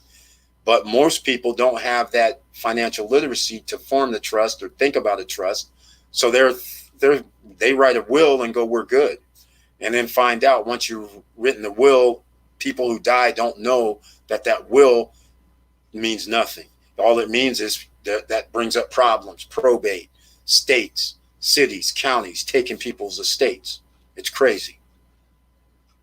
Here we go. The book. What would the Rockefellers do? See, this is what happens when you have an author amongst us. Teaches about family trust. I know what it does. Teaches about having a family trust and cash flow insurance policy. That's right. That's exactly what the Rockefellers did. And you know who didn't do that? The Vanderbilts. That's what's funny about this. A lot of people have watched CNN, and a lot of people, we've talked about this before. What's his name? Anderson. Anderson is Gloria Vanderbilt's son. The Vanderbilts in the early 1900s, they were the richest, one of the richest. The father, her grandfather, was one of the richest men in the world. 3 generations later, they spent all their money. The Vanderbilts spent all their money. It's incredible. They didn't follow the Rockefeller floor plans. They didn't follow none of the playbook. They didn't put the trust. And the guys that did, the trust that they did leave, the family said, we don't care about the companies. We're just going to spend all the money. And that's what the Vanderbilts did. That's why nobody has heard of them anymore. So it's crazy. All right. Hold on. I missed some people here. Uh-oh, hold on. I skipped. Let's see. Yes, that's it. Melanie Medina, that book. Yes, what would the Rockefellers do? That's a very good book, ladies and gentlemen. Hey, Vanessa Wilson Koo. My friend does real estate law in St. Lucia, and he tells me that you can get citizenship there with the $250K business investment. Yep. That's how a lot of countries are. Even in the United States, $500K business investments get you citizenship in the United States. Other countries, it's a lot lower. But St. Lucia is not a low-end type place. That's why theirs is $250. And so you got to keep that in mind. So basically, the plan on paper is to make me to be broke. Yes. All my assets and money will be under the trust, LLC's company. Yes. So if someone tries to sue me, oh, well, I am broke. Yes. That's exactly right. That's exactly right. That's how you do it. So your operating companies and the assets are somewhere else. That's basically what it is. And you pay your salary, like when you retire, you're going to pay your salary out of your LLC, which now you're going to make it a W-2 scenario. And since you're in the state of Florida, no state tax, your corporation will be in Florida. So therefore, you have no corporate tax. Win-win. And now you can write your LLC to match whatever you want to invest. It's beautiful. And you're still going to pay less taxes because you're going to have it after tax money. It's a beautiful thing. All right. That's right, ladies and gentlemen. SSN University in effect tonight. All right. We're an hour and 18 minutes in. Please smash that like button. And if you like what we're talking about, please subscribe to the channel and click that bell and notification, because they only give out 1,200 of the 12,000 subscribers. 1,200 people only get notifications when we upload a new video. I don't know how many people get a notification when we do a live stream. It's probably less than that. So that's why you have to do that. Wait, did I miss the announcement? What day is your birthday? I'm 7/26. Happy birthday. Thank you, Tim Smith. Today is my birthday. All right. So this is for all the fellas who aren't here tonight. And this is for everybody who is here tonight for this financial literacy and getting our assets on. Long life to everybody. A happy life. Less stressful life. If you can start getting less stress, the younger you are, the less stress you have. Let's just put it this way. That stops a lot of things. It stops a lot of you being sick. It stops a lot of you having arteries clogged. It starts less from heart problems. There's a lot of things. So if you can start getting into the game and start thinking when you're in your 20s, in your 30s, even in your 40s, and you start thinking about investing and making your money work for you, even if it's slowly but surely, and you take time to do it, you like less stress as you get older. All right? Just keep that in mind. Thank you so much for the happy birthday wish, Tim Smith. Once again, you need more than a will. You need a POA and an executor of will and trust account. Make it easier. Wilson Koo's in Canada. So yeah, but in America, the trust account actually has an executor in case you pass away. So Yeah, and the power of attorney works differently in America as well. A power of attorney usually expires when a person dies. So those are the things that we have going. I don't know about Canada. So there's different things, but anyhow, it goes along those same lines though. So thank you so much, Wilson Koo, for that, because that's what you have to do. That's definitely what you have to do. Melanie, yes, I need to read it. That's right. Got to get that book. Many birthday blessings to Eric. Thank you so much, Melanie Bonita. I appreciate that. Thank you. Melody Bonita, must read. Thank you. That is correct. It is a must read, ladies and gentlemen. In fact, that is an eye opener. And in fact, you know what, Melody Bonita? Thank you for mentioning that. I really appreciate that. You know why? Because we talk about financial literacy. We talk about buying assets. We talk about what you should do. But there are actually books out here that lays the groundworks, but not many people will sit there and read 300 pages, 250 pages. But you know what? I'm going to start doing a book of the week or a book of the month or something like that. I like that because there are some very, very valuable books that help people out. So that's not a bad idea. So thank you for mentioning that. Eric, yes, on SSN, tell the good, bad, and ugly on Vanderbilt or Rockefellers. Exactly. That's how we got to do it. You have to understand, because you only learn when there's mistakes. If everything is good, then you don't get to learn from that as much as you do from when there's a mistake. Just like when you start a business and your business fails, you get to learn from that failure, right? Let's say you start anything and whatever you do, it fails. You get to learn from that failure. It's not an end-all game. You get to, that's called experience at this point. So what you can do is you can learn from other people's mistakes and the way other people do their finances or how they invest. And it's readily available in books. All right. So those are the things you got to remember. All right, Eric. Yes. The good, the bad, and the ugly. Wilson Koo, very important. You have to be very detailed with who will be the executor and who will control which asset. This is so important. Yes. Yeah. Victor Marrero. Unfortunately, I'm going through a family situation. You guys might have known I've been in the ATL for quite a while. And I'm just going to, I'll have to be honest with you guys about this. I'll just have to tell you, because, you know, I tell you guys mostly a lot of stuff. But because of family, I normally don't say anything. But in this case, my mother, a mental capacity has declined. And my brother was not actually assigned, but lived with my mom virtually almost all his life. My mom always felt that she needed him around. He babied him and everything, right? So now my sister has power of attorney, okay, over my mother. She wants to kick my brother out of the house that he's basically lived in for like 30 years. And because my mom has always said, I don't mind, he can stay with me. I feel like he's good company. He treats me right. Everything's fine. Well, my sister has a vendetta, or she feels a certain way that he was able to basically stay with mom his whole life. Meanwhile, me and her had to go out and do our thing. And now at this older age, she's trying to kick him out. And in fact, gave him an eviction notice today. He doesn't pay rent. And so I don't know where this is going to end up, but now we have to go to court. And it turns out with a person that has the power of attorney, which goes along with what Victor Marrero says, it's given to the wrong child. Okay, because I wouldn't do it. I don't know who would do it, but the thing is, I wouldn't do it. But she has power of attorney. So now we got to go to court over all this. It's crazy. And the worst part is, my mom and dad, they own certain percentages, even though they're divorced. But the thing is, I told them like 20 years ago, I said, hey, you guys, get the will, get the trust, get everything in order, sign over. Whoever you want to have properties, whoever you want to have homes, houses, whatever, sign it right now. Make a deed, add the person, joint tenants with right of survivorship at least. Did none of it. So now we're going to be in a situation because my mom's mental health has declined. So now she can't sign. She can't go to court and speak for herself. But now my sister has power of attorney. So we have a problem, right?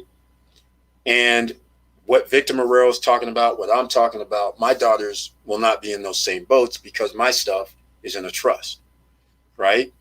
Now, the only problem is who's going to be the executor of this, right? So you hope to pick the right one who's not going to actually try to take everything or make it like it's their own. You follow what I'm saying? So those are the things that happen. So that's why it's very, very important that you get things set up before you have health problems, before you have health conditions, before you have mental decline. All right. Yes, all SSN students getting A+ grades and wealth strategy. Thank you so much, Curtis Davis. It's with your help. It's with a whole bunch of people's help here within the chat room. That's why we have to leave the live stream chat rolling even after the live stream is over, so people can see what's in the chat room as well. All right. So thank you so much. And I appreciate that. Curtis Davis, thanks. And let me know more info. Right on. All right. Melody Bonita, yes, read it ASAP. It was referred to me by my millionaire mentors. The book shares the game plan, how the interest from their family trust still takes care of over 150 family members. There you go, ladies and gentlemen. I wasn't going to give you part of the story, but she gave you that line where it goes, notice it says taking care of 150 family members. That is what the Rockefellers from over 100 years ago have been able to do for the last 100 years. 150. And they are still earning money to this day in their trust accounts to pay for all this. And guess what? No government, nobody can touch it. It's a beautiful thing. It's beautiful. Happy birthday. Thank you, Robbie D. DJ Robbie D from Philly. Thank you so much. Happy birthday. And may you have many more. Thank you. I hope so. Like I said, stress kills, ladies and gentlemen. And when you don't have stress for a very long time, years, then generally it helps out. So I'm happy to report no medications, no aches and pains, no problems. We still rolling.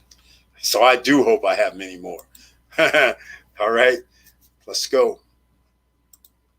Victor M, agree 100% with that. That's it exactly. Melanie Bonita, thank you for your powerful motivation. At Melanie Bonita, exactly. I'm learning so much. Thanks. I need to be educated on trust. Yes, Vanessa Comagate, you got to do it. All right.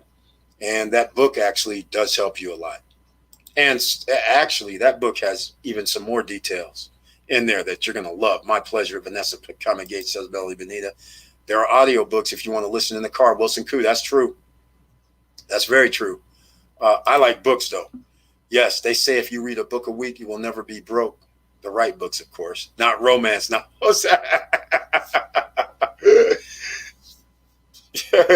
I'm going to say something that's going to be controversial.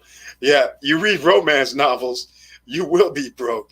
Because you're going to be that consummate romantic where you say, I'm going to marry this person, get divorced as a guy. I'll say a guy. Mostly guys are the breadwinners. I mean, let's just by the numbers. But mostly guys. I mean, ask Bezos how much he had to give away. But unlike a lot of millionaires and very successful people, that didn't ruin them. But there are a lot of people who are successful and then they get divorced.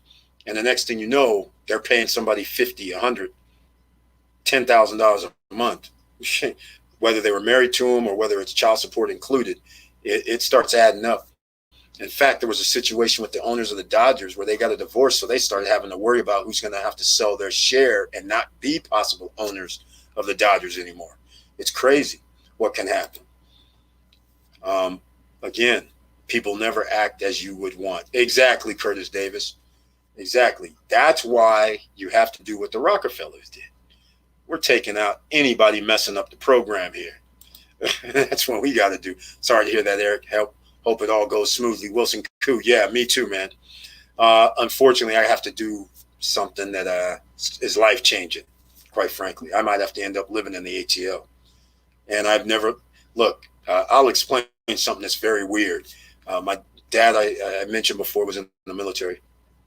So I grew up, didn't grow up, but I mean my last 2 years of high school was in California. And my first 2 years of school was in California. That's so funny. So anyhow, I'm graduating in California. My parents come talk to us and talk about this. We're moving to Atlanta, Georgia. We were like, we've never lived in Atlanta, Georgia. What are you talking about? Well, it was due to the cost of living and all that. So what can you do, right? You're 17, 18, getting ready to be 18, and they're like, we're moving here. So they move to Atlanta, Georgia in the middle of summer. I'm here 1 month in the ATL, having fun, but 1 month, don't really have friends, don't know anybody, didn't go to school here. And then I go to the University of Florida. So I never lived in the ATL. So that's why I don't know anybody here, literally, other than people I went to high school with in California. A few people live here in the ATL, but we weren't like close friends. We know each other, but it's not like we hang out. So that's what's so funny. So when I come to the ATL, this is not even like home. This is like foreign land to me because I'm so used to California and the way things are there. This is like, I hate to say it, I mean, the ATL is like backwards to me. So a lot of things they do is kind of weird. So, but, you know, it was always good to come visit the parents, see my brother, sister, and everything, and week or two go back to Cali or Florida or wherever else. But that's why it's so weird. And so I might have to do some life-changing stuff. I might have to actually stay here, which is crazy. But, you know, it is for the a woman that I was very sick as a child. So I'm giving you guys a lot of stuff tonight. I was very sick when I was a kid, meaning I had pneumonia, I had bronchitis, I had twice the doctor said, we don't think he's going to live, 105 fever for like 2-3 days. They put me in ice baths. I had allergies where go outside and the wind blows and all of a sudden I have welts all over my body. My bronchial tubes start shrinking, had asthma. I mean, all kind of medical issues. My mom took care of me all the time. And then as it turns out, I turned out like no asthma, no allergy, no nothing. Now I walk around like a normal human being. It's uncanny. But from 0 to 18, this woman, my mother, was there all the time. My dad was there too. But because dad worked and mom was usually home or able to get home early before I get out of school or whatever, she was there all the time. So, you know, I gotta seriously consider, you know, taking care of her quite naturally, even if it is life-changing. No more hobnobbing around the world potentially. All right, let's see. Very important. You have to be detailed with, I think I skipped. Okay, here we go. There we go. Happy birthday. There we go. Victor M. Agree 100% with that. All right. Melody Bonita, thank you for your powerful motivation.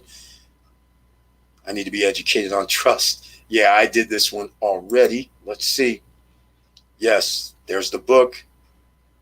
Yeah, there you go. Are you sure you're not talking about my family? Right. Hey, you know, this is a serious thing. When you guys start talking about wills and trust and power of attorney, this is very, very serious.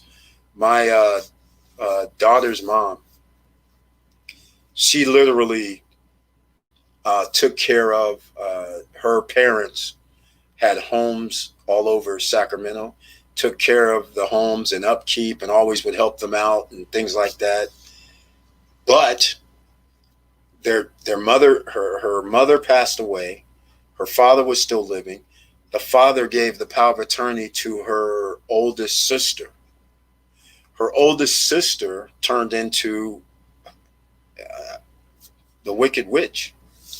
We're talking about 3, 4, 5 properties. All of a sudden, she's like, no, I'm doing this, doing that, doing this and the other. She literally just did whatever she wanted, ostracized everybody. And they got like 3 brothers, 4 other sisters. It's crazy. It's crazy. She had nothing to do with taking care of her parents anytime. And then she got power of attorney and all hell broke loose. And now half of the family doesn't even talk to her, don't want nothing to do with her. And then the other part of the family is like, you know, tolerate and how you doing. But as far as the family broke up over this. It's ridiculous. It's crazy. Crazy. And her parents didn't have any intent on that. Sorry to hear that, Eric. Yeah, exactly. Yeah, it's crazy. That's heavy, Eric. Diesel Mike. Yeah, man, it's kind of crazy. Real crazy. Oh my God, that's so sad. Can you have more than one executor on your trust? Co-executors? It's possible. Oh my God. Yeah, right. And Moses Tillman, I was just thinking the same thing. I guess I'm not the only one with family drama. Oops. I mean, family situation. Exactly. Sorry about what your family's going through. One would never know because you always have such an upbeat and positive attitude. Thanks for being you, and happy birthday to you.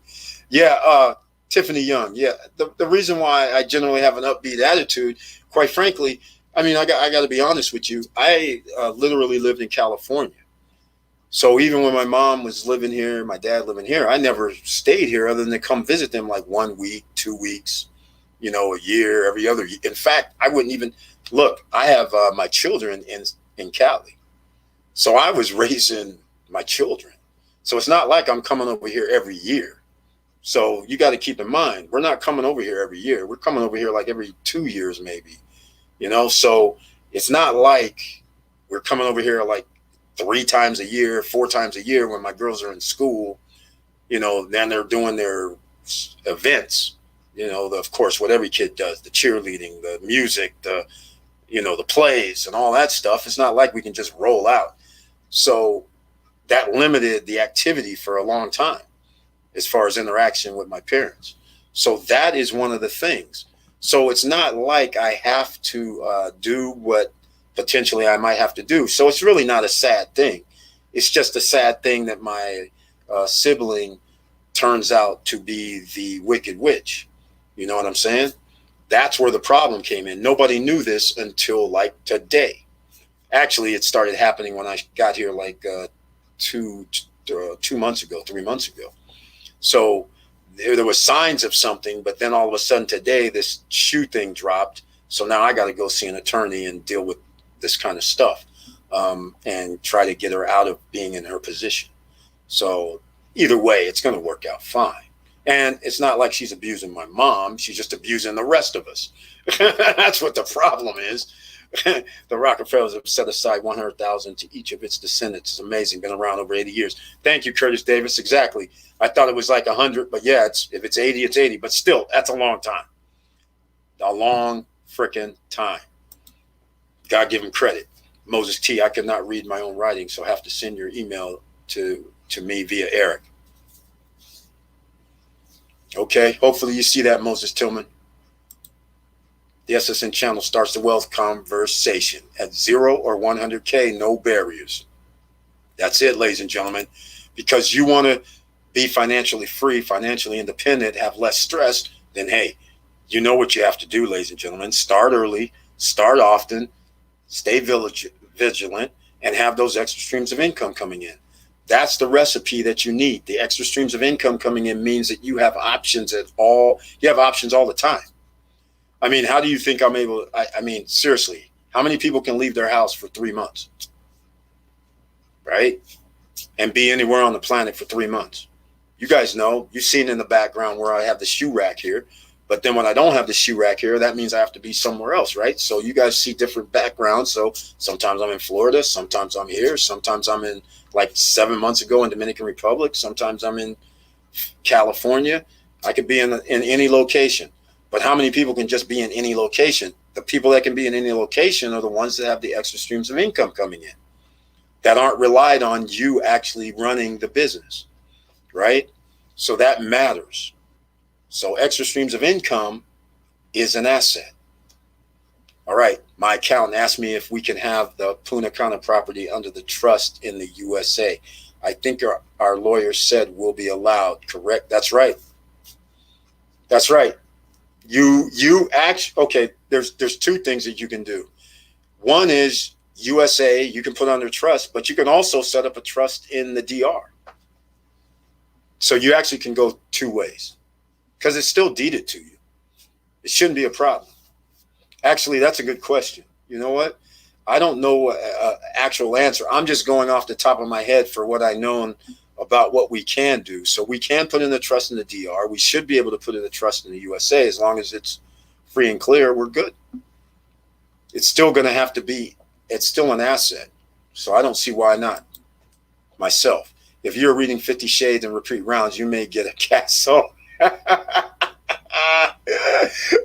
like that. That's funny right there. Praying for your family situation there. My family situation is definitely trying to distract me, but I have to stay focused. I even had to post my DR trip this month because of my family drama. Postpone it. Oh my God. Sorry to hear that. Yeah, exactly. Because of this, I now have to see an attorney next week. And now that has delayed. I would have been back in Cali by now. All right.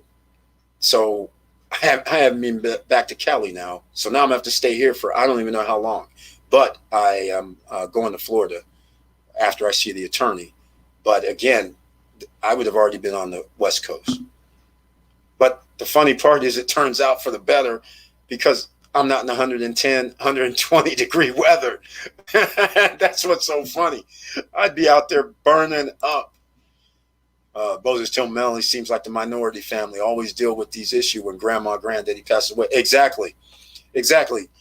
Minorities, for some reason, the ones that have the least, whenever somebody in their family has actual assets, they F off the assets because they're bickering amongst each other and they don't want to share, as it turns out. I'm like, what I can't understand is why somebody who didn't pay for the asset, who had nothing to do with the maintenance and upkeep of the asset, why they would care and try to control it when there's other siblings.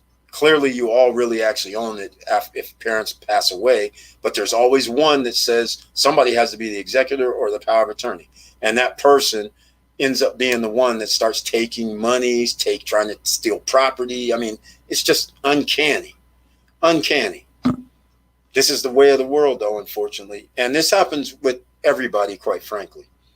And that's what's so sad, because I have a different point of view. If I didn't earn it, I didn't buy it, I don't really care. So this whole time I've been in Cali, whenever my parents had this discussion about what do you want from any of this stuff that they had, I was always like, I don't really care. You guys, I don't want none of your stuff. I didn't buy it. You guys worked hard for it. Whoever you want to give it to, give it to. I don't care. So that's always been my point of view. I didn't buy it. I didn't earn it. I don't really care. It's your stuff. Do whatever you want with it. If you want to give it to any of my brothers and sisters, that's fine. If you want to give it to me, that's fine. I really don't care. And even if I have it, what am I going to do with it? I'm not going to live in the place. So either way, the only thing I would do is probably rent it out and then disperse the funds to all my brothers and sisters. That's it.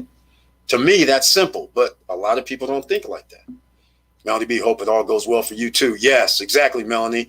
Trust me. The only thing that happens, remember, there's something about your psyche and the way chemistry and everything flows. Just like in a relationship, any type of relationship that puts stress on you, then your mind is taken away from the things that you need to do at hand. That's the only unfortunate thing. So I've had a discussion about this before, like when people are married, when they're in a relationship of any sort, and you have something going on, some trauma or drama going on. That's not good for you as far as when you're going to do something. That distracts you. And it's very hard to stay focused when you have drama going on, especially if drama can drag on day to day, week to week. That is not good. And that takes away from your business, takes away from your investing, takes away from what you're trying to do. And that's why you have to always try to stay even keeled. All right. That's what the thing is. Thinking they gonna be rich, sad. Exactly, Moses Tillman. Exactly. And let me illustrate something else that you have to talk about. When a person has a will, let's just put it this way. Most people do not have a trust. All right.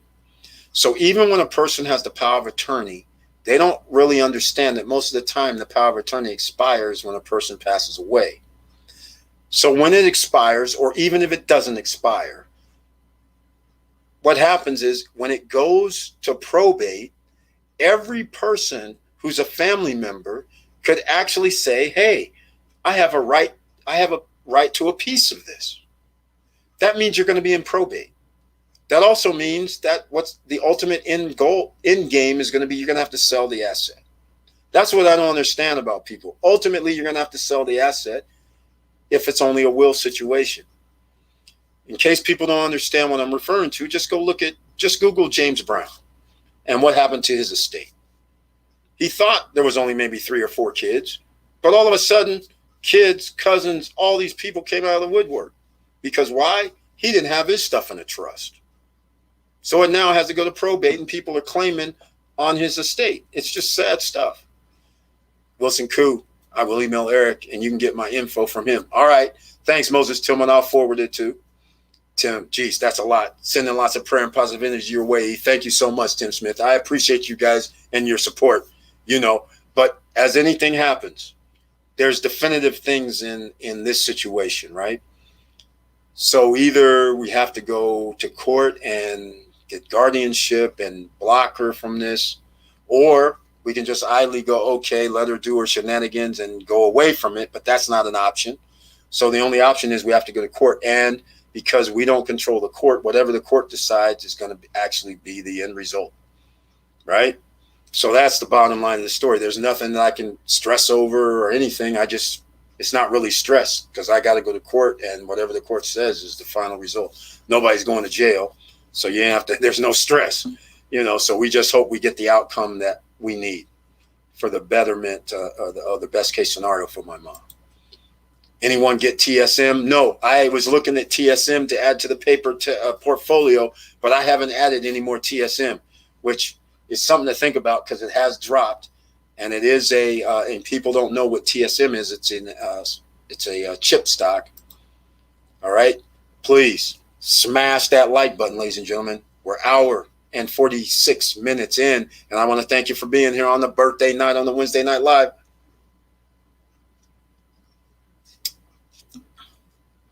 I'm so happy. Lived in California for 2 years. Expensive, but learned a lot.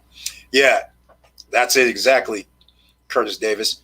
A lot of people don't understand. A lot of people that are in the financial services, into insurance, they're in California. And it used to be a tax write-off situation when you used to buy a property and you could write up to almost $26,000 off. Now they capped it at 10. So now it made it, if you have a higher priced property, now you don't get as much tax write-off. So that didn't help out. There's lots of things. But yeah, there's a lot of people in California that have insider information.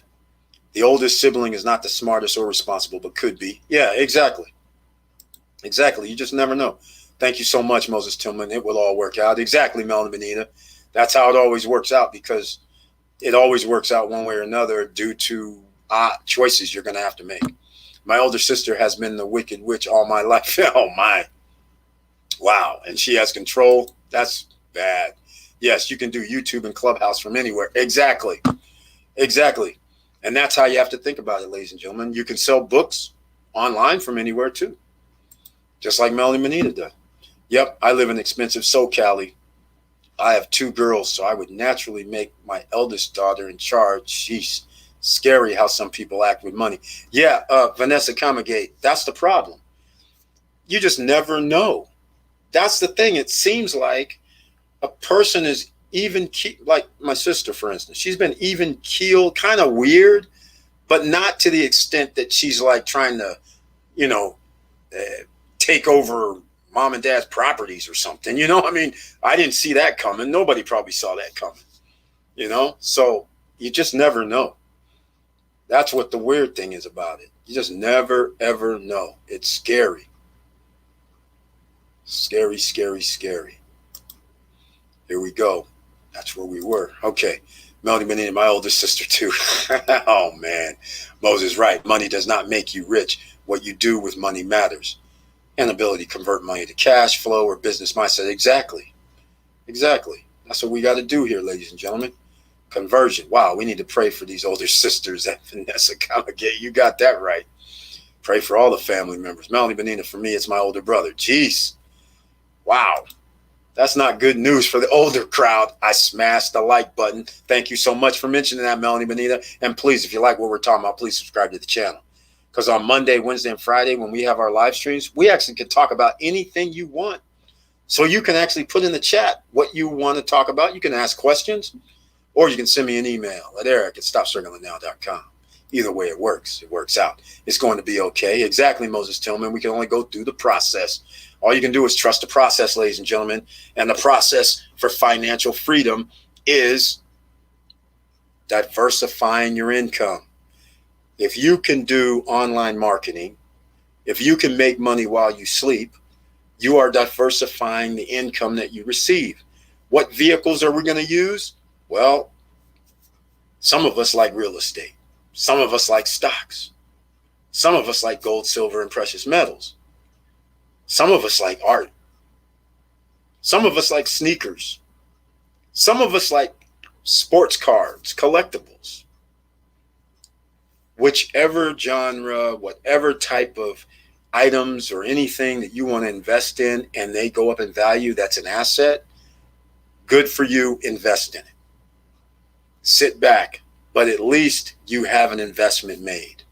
And then get your extra streams of income, so then that way you're investing in yourself for a lifetime. All right? Now, I'm going to give you guys, it's not really a story, but I'll just give you a comment about something. So I went to my high school reunion 10 years ago, 11 years ago, 12 years ago, I think it was. We had a high school reunion.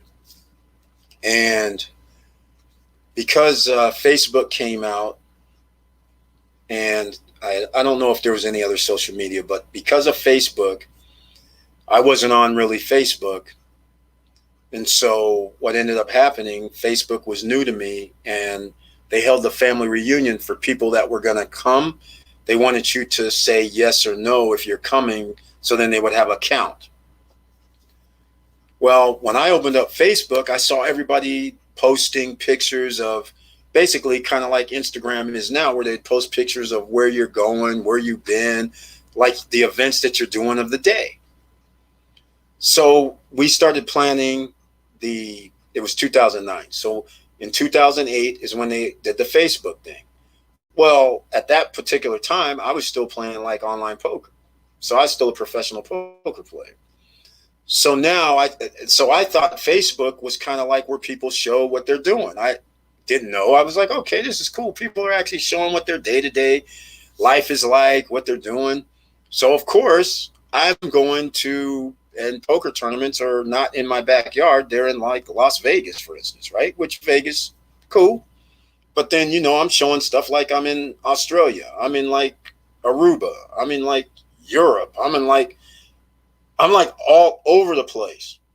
So now I get to the reunion, and the night of the reunion, because of what I was posting on Facebook, which I just thought that's what people did, right? They just showed where you were hanging out and what you were doing. That's all I was doing.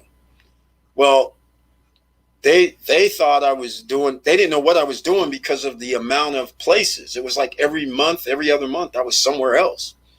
So they were like, so when we get to the reunion, the high school reunion, people started asking me, am I retired? They kept asking me, hey man, are you retired or something? I was like, what do you mean? No, I'm not retired. I play poker. I play professional poker. But the optics was simply, I made money playing poker, but there's a correlation with playing poker and traveling around the world. But to most people, you don't think of work and traveling around the world. In 2009, in 2021, people think of, well, we can be anywhere and work. But in 2009, it wasn't a thing. So it just depends on your mindset at the time. So when you open up your mind and start realizing everything is possible, you don't actually have a set place to be, a set investment to make. You start realizing, well, wait a minute, the whole world is my oyster. In fact, I can sell to somebody that's in South America. I can sell to somebody that's on the African continent. I can sell to somebody that's in Asia. I can sell to somebody in Canada. I can sell to somebody in Europe. And I can be sitting anywhere on the planet. So once you realize that the planet is your oyster and that you really don't have a barrier and nobody's actually stopping you except what's in your head. So I turned this into a little bit of motivational. But the point is, someone else's perception is not going to maybe be your perception. So to me, I'm running around the world doing a little fun, having a little work, a little fun. people on the outside looking in is like, wait, is he retired or something? This is nice. It must be nice to be retired and do whatever. I'm like, no, man, I work. That's my job, even though it's cool. It's a cool job. Being on islands, going around the world and just sitting around with some cards. I mean, yeah, that's kind of fun. But those are the kind of things that you have to think about. Expand your horizons, expand your mind. Oh my God, Will is here. Oh my God, ladies and gentlemen, he might have been here for the last 20 minutes. All right, Will, if you can hear me, I'm about to bring you on. Look at this, ladies and gentlemen. Will might have been here the whole hour or two. I didn't even notice he was in the house. Man. I was enjoying your speech, man. I loved it. All right, man. All right. Oh, man, I messed up. Will, thank you so much for being here, ladies and gentlemen. And here's my man, Willie. You guys know when we did Will was here when we did his Super 8 Hotel Biloxi, when we did that live stream, when he was talking about how he purchased it. So this is real estate, ladies and gentlemen. I'm going to have to let Will, we did that like maybe 9 months ago, right? Something like that, Will? Yeah, something like that. Yeah, something like that. So I got to go get my headphones on because I have feedback coming through the mic. But I'm going to put you on screen. And what I want you to do is tell people how you were able to purchase the real estate. Because a lot of people don't, even after you did this interview, a lot of people still don't realize that they don't need credit, that in fact, they don't need like $1 million if you know where to find it and where to go to. So can you explain how you found the people to invest in the property with no credit and no money? So ladies and gentlemen, this is very special because Will's my man and he spent years. This isn't something that took like overnight because he's going to tell you the process that he took. So I'll be back in like, 10 seconds, 30 seconds, but this explanation is probably going to take about a minute. So I'll let you have the floor, man. And so explain how you did this Super 8 deal again, man. Okay, so I started out looking for hotel deals, but not just hotel deals. I didn't start out doing hotels. Actually, I was looking for like apartments and maybe some hotels, things like that. Maybe some student housing and things like that. What I did, because I didn't have any money at all, so I ended up having to find the money to buy this property. And what I did is something that actually a friend of mine told me to do, something that I thought was kind of like, this couldn't work. I went to public records. I found people who were buying properties, the same type of, well, who were not buying them, but who were funding them. So you have like a grantor, you have a grantee. The grantee is the guy who's actually funding the deal. And so what I did was I reached out to a host of these people that were actually funding deals. I then found a hotel or found something. Actually, this hotel kind of landed in my lap. I reached out to some of these people on public records. I sent them a postcard, that sort of thing, let them know that what I was doing. And since these people were interested in funding those types of deals, or they've been doing the type of deals that I'm actually coming at them with, I started getting calls. And so I came across actually one investor who was a very, very wealthy guy. And so I put a package together. One of the things that I realized is that when these guys call you, you got to be ready to go. You got to be ready to if they tell you I need information on it, you have to be ready you have to have that information ready immediately. And so I had a package already ready for him. I sent it over to him. He looked at the deal, and I actually sent it to about 3 other guys as well.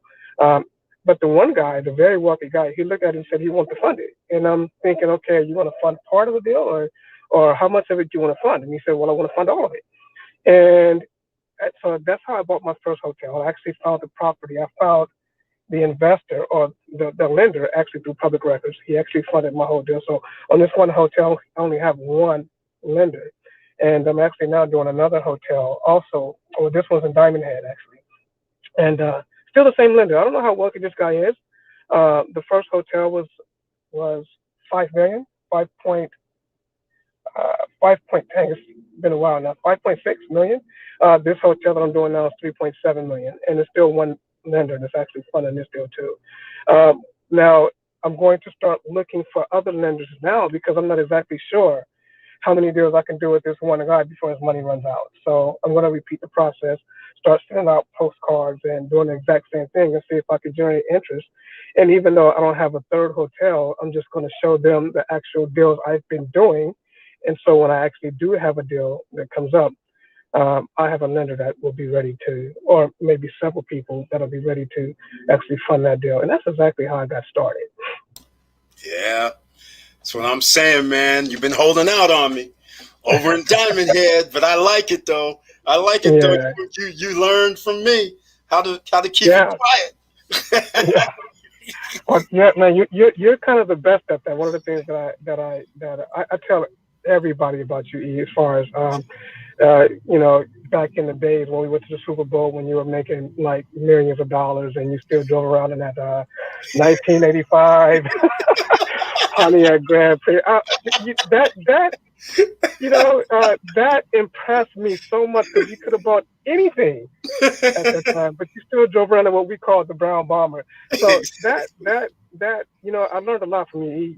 I've known you since I was a teenager. You know what I mean? I learned a lot from you, and that's one of the things that I haven't bought anything. I still drive around in a Highlander. I haven't bought anything yet. I've been looking at things now. I'm sure you're a car guy. But yeah, of course, man. And so, but I still drive my 2015 Highlander. It still runs. It's still great. When something breaks on it, I'll fix it, that sort of thing. But I'm not actually looking to drive anything Highline just yet, that sort of thing. So, right on. All right. Yeah. Well, you did touch upon this thing in Diamond Head. So now that you let the cat out the bag, I got to ask about it. So Okay. we're doing the normal, right? You said $5 million? This one's 3.7. 3.7. So that means we need 25% down, right? No. Is that the deal? what we doing? No, the same lender that actually funded my Biloxi property is actually funding this one too. Oh, 100%? Yeah, he's doing 100%, man. All right. All right. And see, here's the deal: the hotel that I'm buying it with over $1 million in equity. So this one is a little bit different. The guy that I bought from in Biloxi, he wasn't motivated. He just wanted to sell his property. He was one of these like extraordinarily rich guys that just wanted to get out of it. He wanted to spend more time with his kids, so he's just liquidating everything, not his kids, but his grandkids. This guy that I'm buying from in Diamond Head, he's older guy. His brother's older, some conflict. His brother's sick. He has to sell. And if he doesn't sell before his brother dies, then just like you were talking about probate, his hotel goes into probate. He will do anything to keep that from happening. So me, with access to money, I happened to come along at the right time. And now we just struck a deal. I just signed the contract yesterday, actually. All right. So give me the numbers, because this is so we're doing the teachable stuff right now. So okay, so you're buying it for 3.7, but it's worth what, 4.7? Is that the idea? It's worth about 5. It's worth about 5. So it's worth about 5. So therefore, you already have the equity in. So actually, they're saying your lender, who you've already done business with, is sitting there saying, "Well, we don't need you to put no money down. We'll give you the 3.7 loan." Is that what they're saying? That's exactly what's happening. Well, there's a couple of things that's special about this property here. In the back of the property is just a piece of land. Now we have to make what you call an easement. There's no access to the road, so we have to make a way for them to get to the road. But here's the deal: McDonald's actually wants to lease that property from us. At about $20,000 a month. Yeah, they actually want to buy it. And I'm like, well, I don't want to sell it. You know what I mean? Oh, no, don't sell it. And so now they're talking about they want to lease it. So we're probably going to do some sort of ground lease. Something very new to me. So I'm going to have to bring in somebody who knows more about that. But I'm open to it. They're willing to pay us. I think it was either $20,000 a month or $50,000 a month for that. So I'm not sure. Right on. Okay. Yeah. So did you get into, how did you find the property in Diamond Head? It came to me. When you're looking for properties and you're contacting people about property, well, people look at you as somebody who can buy. So I get a lot of these things just getting into my inbox. And so I had one of the guys that I dealt with in Mississippi in Biloxi came at me and was like, "Hey man, are you interested in a piece of property in Diamond Head?" I'm like, "Well, Diamond Head? I never heard of the place before. Like, what the hell is Diamond Head?" He's like, "Oh, it's a place just, down in Mississippi. It's pretty cool. It's kind of a beach community, but this hotel, not like the last one. The last hotel was on the beach. This hotel's not." Okay. And so it's probably about maybe a mile or two from the beach. You can see the beach probably from the hotel, but Mm-hmm. it's not on the beach. All right. So he came across. He sent me the package because I look at anything, and I looked at it and I started looking at the numbers, and I'm like, oh man, this might work. Now here's the deal. I'm coming in a really great position because the guy has already put a Ramada flag on it. Oh, And nice. Ramada, yeah. And so Ramada actually requires a certain standard when you're when they put their name on it. So the guy has already redid all the rooms according to their standards, that sort of thing. And so all the rooms are done. There's a restaurant, a kitchen, and a lounge there that they haven't done. That's the only thing that we have to do. But pretty much the hotel is pretty much fully rehabbed. So I came in at a pretty sweet deal. So Sweet. it's pretty cool. Will, Yeah. hold on, man. Hold on. I'm proud of you on this one.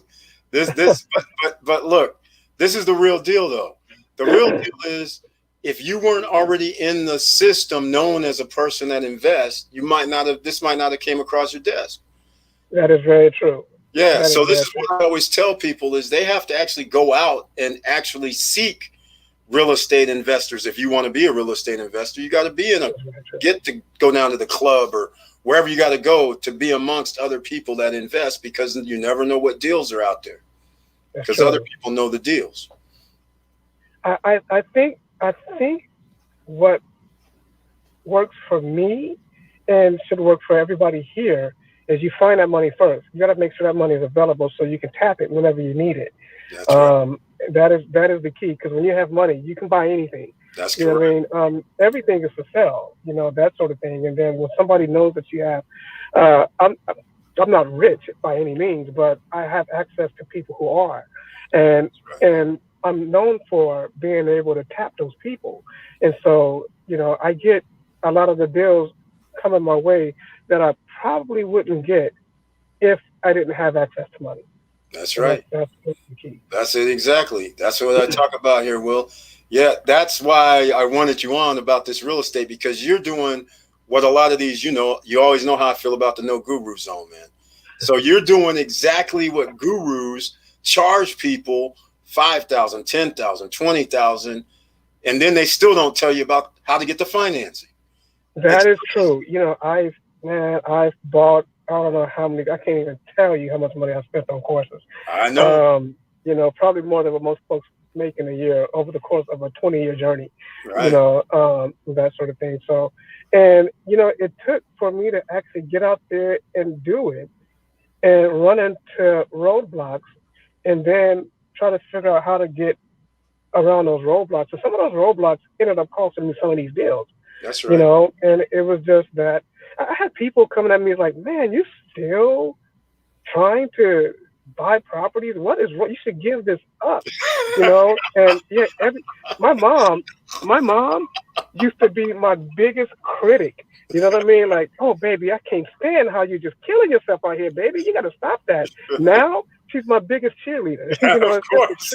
good. Of course. Of course. Of You course. know, All my right. son persevered. You know what I mean? And to her, I can do no wrong. Of course, man. But you have to go through the journey. That's how it Correct. works. Yeah, we got some questions though. Check it out. Okay. What's the typical split between you and the person providing the funds? Okay, Uh, hold on. Yeah, hold on. He's asking this question, but let's go with both properties, because there's not really a split, I don't think, on the first property. You actually owe them a certain percentage, but right. He's getting 12%, which is kind of high. yeah, that's As the a one in matter of fact, Biloxi, right? yeah. And this 12%. one is going to be the same thing. And I'm not sure what's going to be the case on this one, Right. but I'm assuming it's going to be 12%. Yeah, but 12%. I mean, Right. that may be kind of high, but we also know we can get some people want 14, 15. So That's very true. Well, my cap rate in Biloxi was 22%. My cap rate on this one is 26%. So oh there's a well, spread. oh my man, you got the right caps. Woo, I always love that cap rate. Yeah. Oh man. Yes, lease the property to MacD's. Oh yeah. Again, that's an area, man. I'm very, very unfamiliar with. I don't know anything about ground leases. I have a friend of mine that does actually. All right. I I don't think you. I think you know. You met Lewis, haven't you, Eric? One of my realtors. Yeah, yeah. Yeah, he actually has really extensive experience in ground leases. So I've been really tapping him, and he's going to put it all together for me. I think.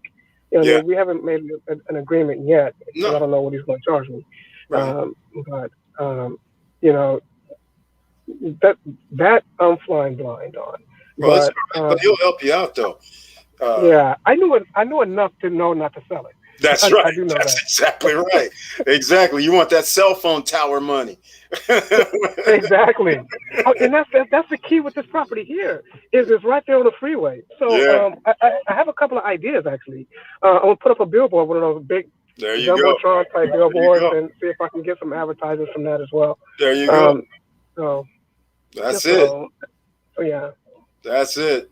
All right. Uh, Well, then you got the best of both worlds because you actually are controlling the property and you're paying the 12%. So they get their money. The cap rate covers, you still have 10, 12% profit, right. which is beautiful. And this Right. leads me to, I wanted you on tonight because on Monday night I did a live stream and Okay. I told people about a story. And you already brought it up where you were saying, I put in all this money into these courses and these webinars and seminars. So I told them, I said, yeah, you guys remember my man, Will, who he actually used to pay these $2,000, $5,000 to go to these webinars. Oh God. $39.95. Yeah, exactly. And they're And, flying across the country, hotels expenses and all of that. Oh yeah. yeah, I've done tons of those. exactly. And so we used to always talk. And that one where the guy said, bring us a deal and we'll actually fund the deal. And we had that 20 cap in Texas and you went to go show them. I won't mention his name. I won't mention his name. But yes, the guy talks a really big game, man. He really did. And he's one of the well-known gurus out there, Exactly. that deals with commercial real estate. But I won't mention who he is. But and here's the thing: is he wanted me to pay like $30,000 to be a part of his specialty, like diamond group or something like that. I'm like, man, I don't have $2,000, let alone $30,000. You know, the last $2,000 I spent coming here, that sort of thing. And exactly. but he wanted me to spend another $20-something thousand to be a part of that group. But when I brought him a property, which told me this one wasn't the group for me, I brought him a property, and it was a perfect property that actually you found. Yep. And he was like, well, this is not what we're looking for, that sort of thing. I'm like, well, if you're not looking at this, what in the hell would you fund? That's kind of like exactly. And that cap rate that you brought us was like, it was huge. It was like high 20s. Exactly. It was like 26, 28, something like that. It was crazy. And the property wasn't even it was below the occupancy rate for the city. So we had an upside above the 20-something%. It was insane. Exactly. And we brought him a couple. I remember you found. I don't know if you remember this. I remember you brought 2 vacant apartments in Oklahoma. Yep. One of them was like 180-something units, and the other was 104. Yep. And when we penciled the repairs or something like that, it was going to be something like, oh God, man, that was like 100 years ago. But it was something like we would have been at like a 20% LTV. Exactly. Or something like that. Exactly. It was insane. Yeah. It was insane. Yeah, man. So that's why I had a talk on Monday night. I was like, yeah, you guys, all these gurus, they talk a good game, but I said you're spending a lot of money that you could actually use to invest and find your own properties. You're giving away some of the leverage to these guys by giving them 10, 20, 30,000. And come to find out, a lady that was here, Andreen Miller, she said now some people were asking, you mentioned 30. She said somebody that she did a seminar with said $69,000. Who the hell has 59 grand? Exactly. I'm coming to you to learn. If I had $59,000, I wouldn't need you. Exactly. Exactly. Charlie's in the house. We got to get some people here. Hi, Willie, and all SSN Nation from Charlie with the icon next to her name. Hey, Charlie, how you doing, man? Victor Marrero. Willie, what was your intent to get a commercial instead of home properties? Here's the thing, man. I in 2000, actually, I did a lot of. You remember this? I did a lot of properties. I probably bought between 2000 and 2008 before the crash. I Yeah. probably bought about 20 or so properties, maybe even more than that. Um, Anybody in that market could have made money. It didn't matter who you were. If you bought a property, it was worth more than it was. The crash happened in 2008, and I was left holding some of these properties. And in 2012, I had lost all of those properties, including my personal residence, and then along with that, with my marriage and everything else. Mm, Um, I ended up coming across a guy. I actually think is a pretty much a heavyweight in a commercial property in a commercial. Talk about the gurus. I think this guy's legit. His name is Dave Lindahl, actually. So I mm, ran across his apartment thing, and I started reading on it. I'm like, oh man! And he was talking about, well, you could flip an apartment and it will be equivalent to flipping 10 or 15 homes, because you flip a house, it can be anywhere from 15 to $50,000. Well, an apartment is anywhere from 100 to maybe even half a million. And so I started thinking big about it, and I started thinking, okay, well, if I can, do what I would do in an apartment with the same responsibilities as I do as a home, but make 10 times as much, mm. then I'd rather go that route, and that's kind of what I started focusing on. Um, Unfortunately, it just took me a long time to get going on it. But my reason for going with commercial is because there's a lot more zeros on the end of it. Owning two properties right now, I don't want to boast about my net worth, but owning two properties, um, in commercial, these two properties is going to really put me in a situation that if I only own two houses, um, Yeah, things I wouldn't be able to do. I'm looking at things a little bit differently now. I can afford to do a lot more things with just these two properties that's that I right. couldn't do with just two homes. So that's my reason for just sticking with commercial. Now, Right. saying I wouldn't do homes, the market is inflated. Now, I'm looking at some of these home prices now, and I'm like, man, these guys are crazy. Yep. And so I'm assuming there's going to be a situation where if you have cash is going to be king in a couple of years. That's And correct. so I'll be looking at some of these properties then, some of these single family homes that people are going to be probably trying to give away, Right. that sort of thing. So, but commercial, it was just the dollar amount that you can make versus when you buy single family or Right. residential. Well, I'll say there's one last thing to it as well. So the the single family homes would have been fine because most people have to do the single family thing because they don't have access to the funding. So That's once you that's were true. able to get access to the funding, now you're able to step up to get two, three, four, $5 million properties because Right, now you found people who you could send over a package to and say, hey, this is what we have going on. And would you like to invest in it? So that's a major thing right there. And I want to say right. something else while we have a little audience here. So now, Will, I'm going to put you on the spot, ladies and gentlemen. If you have any properties that you can find out there that you want to invest in, Will's been doing this for a while. Look, I got to give it to my man Will here, ladies and gentlemen. Like he said, he put in work. It wasn't 1 year. It wasn't 3 years. It wasn't 5 years. He put in work for like 10 years at least. And all that time he put in the work, he was building up somewhat like I call a portfolio because he kept meeting people. Then he finally had enough people that could invest in 2 million, 5 million, $3 million properties. Yeah, it's true. And that's what you have to understand. So if anybody does have investment property, you guys better hit me up so I can send it over to Will. And again, you better have revenue coming in. Will, I just put things down like it's supposed to be. We want to see Yeah, revenues. We want to see profit. You don't send something over and talk about I got a $3 million deal and it's only making $10,000 a year. That ain't working. All right, that's not working. All right, we got to have some profits that's gonna pay off the loan, and then you have yeah, to have because profit left over. All right, the money that I get is expensive, and so exactly. Well, it twelve it percent probably is what you're saying. yeah, 12% is very expensive. Now he's not charging me any points. It's an actual individual, so it's not an institution. So it's not like it's not like a hard money uh, institution. It's actually a person, one person actually on this one. So the money I get is really expensive. So it has to actually pencil. It doesn't have to be making money on the onset, but the upside has to be where we can. That's right. You know. But it So just makes it easier when we actually have it, where we have the 12% covered, and then we have profit so everybody feels good. So why buy one that doesn't? That's what I'm That's saying. very true. You know, in this day and age, forget about it. There's too many properties available. That's very true. In reality. That's very true. Yeah. Wilson Koo saying in Canada there are people in Sunil's group that does that, what he is saying. Yeah, exactly. And funny thing is, I just don't like gurus, right?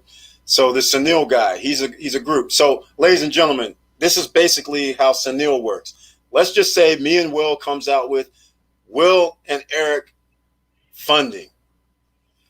And then we say, hey guys, give us $5,000 each. We're in a group. We're going to have properties. And then, of course, Will gets properties sent to him all the time. And then we as a group can invest.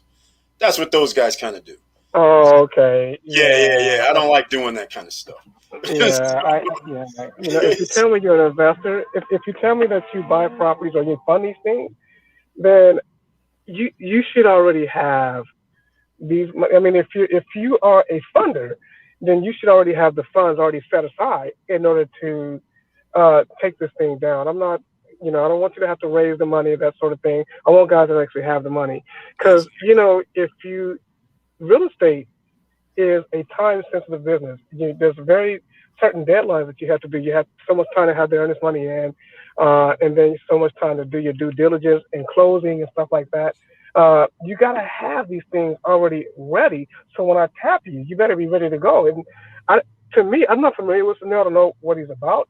But, it could work, if you already have enough people that he can tap to get the money. But I feel more comfortable if I know you have the money sitting in a bank somewhere, that when I'm ready to move, that you can go ahead and withdraw some funds and direct them down to the closing table. That's kind of where I'm at. And if that's not you, then I would prefer to just move on. Yeah, exactly.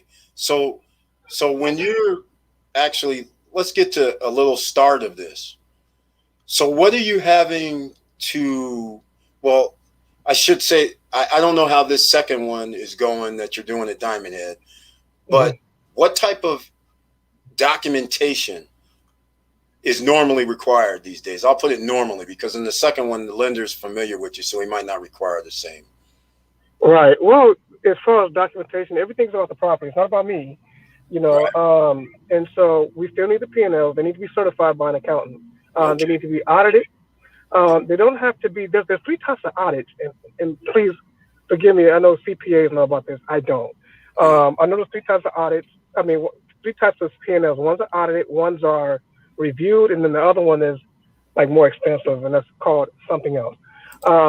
They at least have to be reviewed, and that's the kind of a big thing. If there's an appraisal on file, we at least need to know what the last appraisal was. We might have to do a new appraisal, that sort of thing. I don't think so, given with the type of income that is throwing off. I think we're okay. As far as documents, as far as that is concerned, that's pretty much it. And then we do, our phase ones and stuff like that. But other than that, nothing really. There's nothing really required from this guy. Yeah, exactly. So a lot of people think that they have to jump through a lot of hoops, when in reality, in multifamily or any hotels or any properties, it's all about the property. The numbers make up the property and the value. Right. So it's not so much what my credit score is. It's not so much what my LLC's business credit is. It has nothing to do with none of that. It has to do with what the property, how it operates, and what the profits and losses are. So just that's why I asked. If it was a bank, we'd need tax returns, we need personal financial statements, and all this other crap, firstborns, DNA, type, blood, this and that. They require a lot of stuff. I'm about to go through that now, because I'm actually about to refinance Biloxi. Right. You know what I mean? So this is my first commercial property that I'm going through that I'm going to have to refi to get it out of my lender's hands and to a reasonable more interest rate, somewhere around 4% or something like that. Oh yeah, exactly, because you got that 12%. Well, I'm glad you brought up this refi.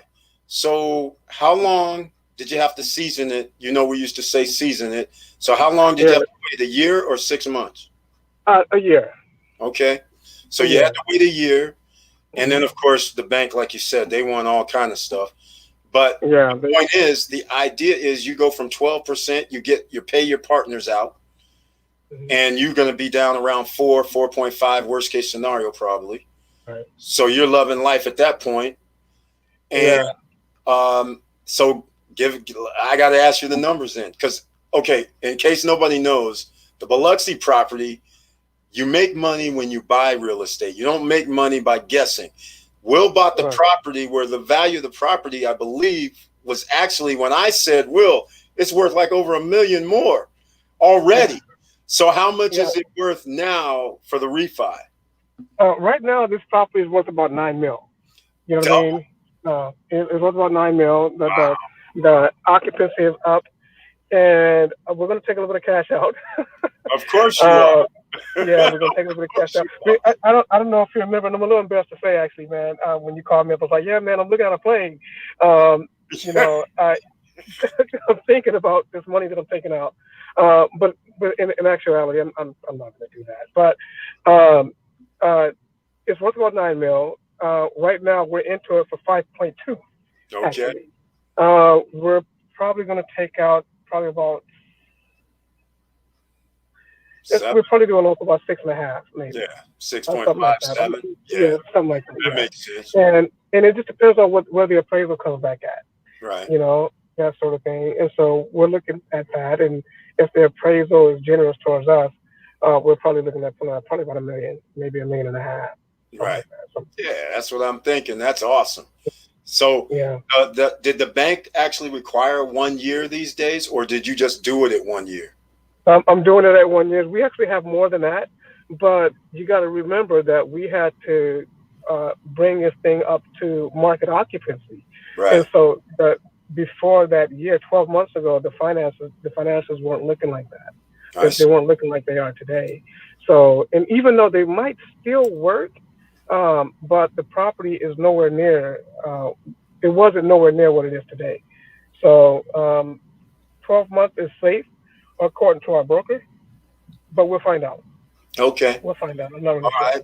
Okay. Well, there's something else that I talk about also in regard to when you're doing real estate, and especially commercial property, and even in your case, hotels and even apartments. Now, you set these all up. They're under an LLC, right? Yes. Exactly. Absolutely. They have to be, because otherwise you're not going to get the tax write-offs. No. And so. Yeah, so that's one of the things. There's a difference between, there's a difference between what LLC you hold these things in too. What is shooting off constant income.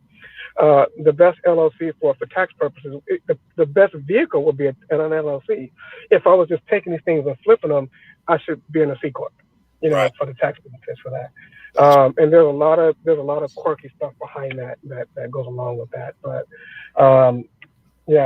everything that I buy is going to be in an LLC. Everything. Right. Well, not LLC, but I'm just saying everything's going to be incorporated, either LLC or. It has to be under one. Can't be. Yeah, you're not going to do personal. So the question that I have though is, I believe did you set up any of them under an S corp, or do you know? No, I didn't. The reason I didn't is because it's not losing money. Okay. If it was, the S corp would be best for if you weren't going to make money over a certain amount of time, maybe even a certain amount of years. We don't need that right now. If I were to buy a property that, like when you saw those vacant units, then that would be best served under an S corp, because it's going to take a minute for us to, that was completely vacant. Right. So we were obviously, we're going to lose money in the first year probably, and getting the thing up to market occupancy and stabilized, what we'll say, getting it stabilized, probably would have taken us another year to do that. And so that would be better served at an S corp. And then once it's stabilized, you move it out of that S corp and then to an LLC. Unless you're going to flip it, then you can either flip it out of the S corp, or if it's taking a minute, then you put it into a C corp until you flip it. Yeah. That sort of thing. Okay. Thanks for that info, man. All right. Let's see what else we got. Will, can you hang on a little longer, or do you got to run? Yeah. All right. Yeah, no, I'm good. Okay. Victor Marrero, Willie, is there anything you would do differently if you had to do it again? What's your key advice for someone that wants to get into the game? Oh, man. Yeah, there's times I would do differently, man. I mean, really, I think my biggest mistake was a couple of things actually, man. But I think my biggest mistake actually was going after a property before I had the money in place. I think that was a huge one. That was a biggie. Um, and I think, you know, if I had it all to do over again, I would raise the money. Even if I didn't have a property that I could show them, I could kind of build up a portfolio, and it's easy to do that by maybe showing maybe an apartment for sale or that sort of thing, and kind of build up kind of tell your story about it, even if you don't know it. But I'll raise the money first. I think that would be one of my biggest advice. And the second advice that I would do that I've learned that I would if if if if 49-year-old Willie had to go back and talk to 29-year-old Willie, I think I would tell them don't do anything with friends or family, because I don't think a lot of your friends can stomach. Because of course, through the course of my 15-year journey, or about 10-year journey, I've brought some friends along with me, and I've taken some friends down with me as well. And I think in this case, I don't think I would do anything with friends. In that case, I think I would, unless they have the stomach to, unless they're able to stomach risk, and most people don't have the stomach for that. I also invest in stocks too. And on that stuff, I invest in the currency market. And then a lot of times when I'm investing, like I've had a friend of mine that's investing too. And I was down like $1,700, and my friend was like, "Oh my God, I'm down $1,700." Most people can't take losses or being hurt, by money and not being able to recover, that sort of thing. So I think for me, I think I would keep it strictly professional, and I would build as much money as I can before I start going after property, and then learn. I would learn everything. That was another thing. There was a learning curve for me learning about real estate. Um, Back in 2002 with my single family homes and all of that, when I lost it all, it's because I didn't know everything. It's just the market was going up so fast, I was making money. I didn't know everything about it. And so that actually cost me, not knowing everything about it when everybody was saying, hey, man, sell your property, sell your property, sell your properties. So I learned your craft. But money, raising the money is the key component to what you want to do. So make sure you have the money first so you can tap that money. It's very confident. Your psyche, you're so confident when you know you got some millions behind you and you put an offer in, and you got to remember these people who are seasoned investors, these people who own these apartments, probably multiple apartments, they've owned them for multiple, a number of years. They're going to be trying to school you, and it's always good when you're able to school them, if you know what I mean, that sort of thing. So if you got the money, when you got money behind you, that brings about that confidence. So I say raise the money first. That's Yep. your key thing. Raise the money first. That is the number one thing you can do. And when you start getting people, these investors calling you like, you got to remember these investors that are tapping you. This is how they eat. You know what I mean? It's not like you need them and they don't need you. The guy that invests in my property, that's all he does is he invests. You know what I mean? So that 12% that I'm paying him, he's That's getting 12% from me. He's getting 12% from whoever else and whoever else. That's how he eats. That's how he pays his bill. That's how he sends his kids to college. And so you got to just bring these people in, and then once you think you have enough money in, then you start going for these properties and start seeing if you can kind of make the marriage. Make the money and the property and bring them together. And that, once you make that marriage, um, you're on easy street. And there's always going to be some learning curves along. You never know what's going to happen through the course of doing your deals, but there's always going to be something. But if you got those two things solved, I think you're 80% there, in Yeah, my opinion. I agree. That's always my assessment because once you have the money, my thing is just like you said, number one is money. Yeah. So if you don't have access to the money, it doesn't even matter what deals you have because you're not gonna find anybody to fund it. So No. that is the reason why this is a major situation, and especially after you put in all the work. Yeah. And and that's why I said people here in SSN Nation, I'm saying if you're sitting there and you found an apartment complex, a hotel, and you're sitting there saying, man, this has revenue, this has money, this is doing that, but I don't have the 5 million or can't get the 5 million finance or the 3 million, you're out of Right. luck. But tonight, if you happen to be here with Will, you guys can send an email. Okay, If you got something, send it over. there you go. But there's one other thing that I want to add to this. because you mentioned the most important part is the funding. You mentioned all that. There's another piece to this as well. You have to have the packet to send over to the investors that's on point. You can't just send them over, hey man, this makes $300,000 a year and I can give you your 12%. You got to send something better than that. Here's what I did, man. Is for the Super 8 and for the Diamond Head, I wrote up something. And here's what I learned, man. This is key too. The less questions they have to ask you, the chances of you getting that money goes up exponentially. If they gotta start asking you questions, if they ask you more than 3 or 4 questions, you might as well just move on to another investor. That's correct. So what I did is, before I even talked to this guy that's funding my 2 deals now, is I wrote up a package. I wrote up, and it was from, I told about the property, where it's at today, where it can be, how much is it going to be get from here to here. And it's a really nice pack. I'm going to send you what I wrote later. Yeah, I'll send it over to you tonight. And I wrote it up and I said, okay, here's what I need. And you can, because the guy was looking to own a financing at first. And so I said, okay, if you invest, the down payment was like 1.4 million. If you invest 1.4 million, you're going to get your 12%. Here's the return on your money over the course of a number of years. So if you invest this, or if the property goes up this, your money is still secure because the property is here. So I gave him percentages on how much he's going to make and how much he's into the deal. You know what I mean? And I told a totally complete story, about that property. So when he looked at it, he's like, hey man, this is actually pretty good. I've never wrote one of these things before either. You know what I mean, man. I could barely spell it. You see my text messages. You know what I'm saying? And so, but I wrote up something, through spell checker, had everything checked out. I did like the little italic fonts and stuff like that, and it looked real nice. And then at the end of everything, I sent them a boatload of pictures. So he's seen like the rooms, he's seen like the conference area, he's seen like the pool, the front. I showed him a picture of the beach. I showed him kind of a side shot so he could see that the hotel is actually on the beach, that sort of thing. And I sent everything. And when he looked at this package, he was like, man, this looks professionally written. And I'm like, okay, you know what I mean? And he was like, yeah, he had absolutely no questions. So the more questions that you can answer in his head, you know what I mean? And you will know, only you will know the properties. Like you look at it from an investment standpoint and say, okay, what can go wrong? Who's my competition? Who's this? Who's that? That sort of thing. What's the investment?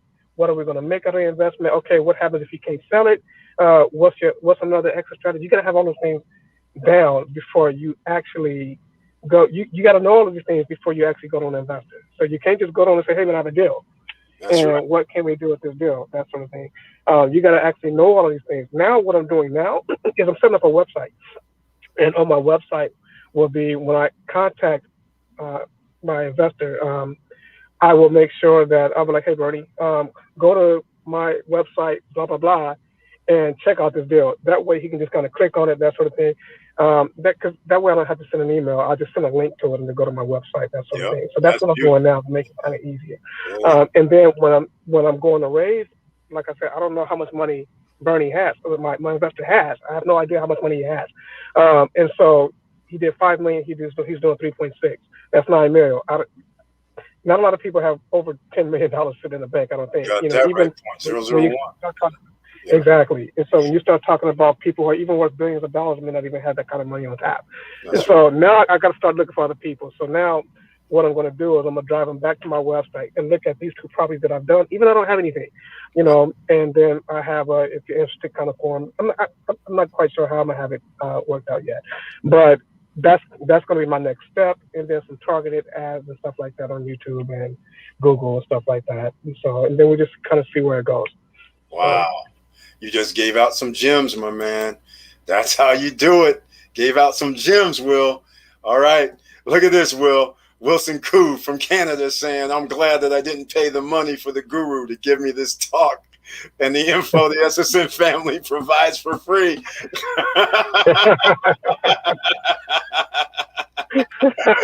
Yes.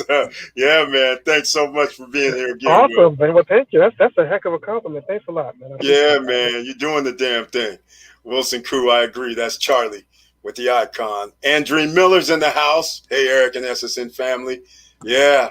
She's the one that actually on Monday night said that she went to the gurus and they wanted 30K and 69K for upgrades. 69K. Yeah. That's what I was like. What? Yeah, Crazy. don't ever pay. If they're charging that much money, you got to really wonder how much money they're actually making on properties and how much money they're making on selling these courses. Exactly. That's what I say. Exactly. It's crazy. Man, those gurus are heartless, man. But you came out on top, Willie. Oh, yeah. It wasn't just for one guru. Like I said, there's one that I did go to. That was David Lindall. He's a badass, I think. In the apartment thing, and he's actually doing deals. So I did learn from him. I didn't stay with him, but I did learn. I bought like an $800 course from him, and that was actually all I needed to kind of get me started and start learning more. Most of the stuff that I'm telling you now, you could probably find on YouTube or Google. Really? Nah, man, you can't find it. You know why? Really? There's not that many people that actually they can talk about how they can say, okay, I can find investors to buy property, but they can't tell you how. You follow what I'm saying? They can't give you the process. Oh, okay. Yeah. So like you told, like what you were just talking about, like I was talking about the packet and then you expounded on it saying, hey, yeah, you got to have the packet ready 100% so they don't have any questions. See, that's the pieces that are missing for people. They don't realize they have to have everything nice and tight and send it to them. So that information, people aren't telling them that. You know what I'm saying? So anything that you're saying helps out a lot of people, man. So let's see. We got Wilson Koo here who does funding, by the way. He says we can do those deals with at least 6 to 12 months. I'm pretty sure he's referring to that refi. So so he does funding. In fact, there might be another source. He does funding with, man, he told me something the other day, 90 to 100% LTV. I was like, hold on, man, we got to talk. So we'll see. Wait, hold on for a second. On acquisition? Yeah. What? Yeah. That okay. Those things I've yet to find anyone on acquisition that'll do 90. Well, 95. Wilson Koo, chime in the chat room. Let me know if I'm mistaken about that. But he said something about 100% LTV. So we're talking about, we're talking about commercial property. So we'll see. Acquisition. Yeah. Okay. So we'll see. Let me make sure we're talking about this right property. He'll chime in the chat. Will, congrats on refi. Good explanation from Curtis Davis. That's Mr. Financial. Thanks a ton. So again, man, see, your explanation helps people, man. That's what I'm saying. All right. What occupancy rate are the banks happy with? What's the range? Oh, yeah, we didn't talk about that. That's a good question, actually. My hotel when I first got into it was 40% occupancy. The market occupancy in the Biloxi market was around 60%. That's a good question. I haven't gotten on that part yet because I'm just starting the refi process. So I'm not really sure. That one, I don't know. Right. But the refi, I don't even know if it's going to really matter about the occupancy ultimately, because I think it's going to matter on what you've done over the last year in the P&Ls, right? I think that's what they're going to look at. They're going to look at the P&Ls, and if the numbers match, then your property value is going to be derived from how much you guys made over the last 12 months. I think you're right. Again, this is something very new to me, so I have no idea. But on an apartment, even an apartment, they're not going to care about occupancy rate either. But if we're looking for investors, the way I look at it is we're going to tell an investor if we have 60% occupancy, but the city is known for a 90% occupancy, then we can use that as a, hey, this is below value, but we can still pay you with below value. So therefore, we still should be good. So I don't know if occupancy rate really comes in to play that much. That's a very good question, though. That's something that I'm actually going to keep in mind. Yeah, exactly. So I don't know. Curtis Davis, Mr. Financial. Here's what he's got. 1, raise capital. 2, network with experienced investors. 3, keep mindset of risk reward. Risk reward. That is totally true. There we go. Exactly. Wilson Koo. This is a lot of good info and it's very doable, but you need to work. Hey, man, you always have to work for money. Yeah, Ain't easy. yeah. That's the part that they try to tell you. These gurus are, oh man, you can start raising more money. I have more money than I ever need. Yeah. Dude, that is such hogwash, man. It took me a long time to get this done, man. And a lot of people, you got to remember, I talk to a lot of people, and a lot of people are very, very skeptical. You know what I mean? That's right. And one of the gurus that said this, and I actually agree with it. Most people aren't worried about the return on their investment as much as they're worried about the return of their investment. And a lot of people, you really got to walk them through it.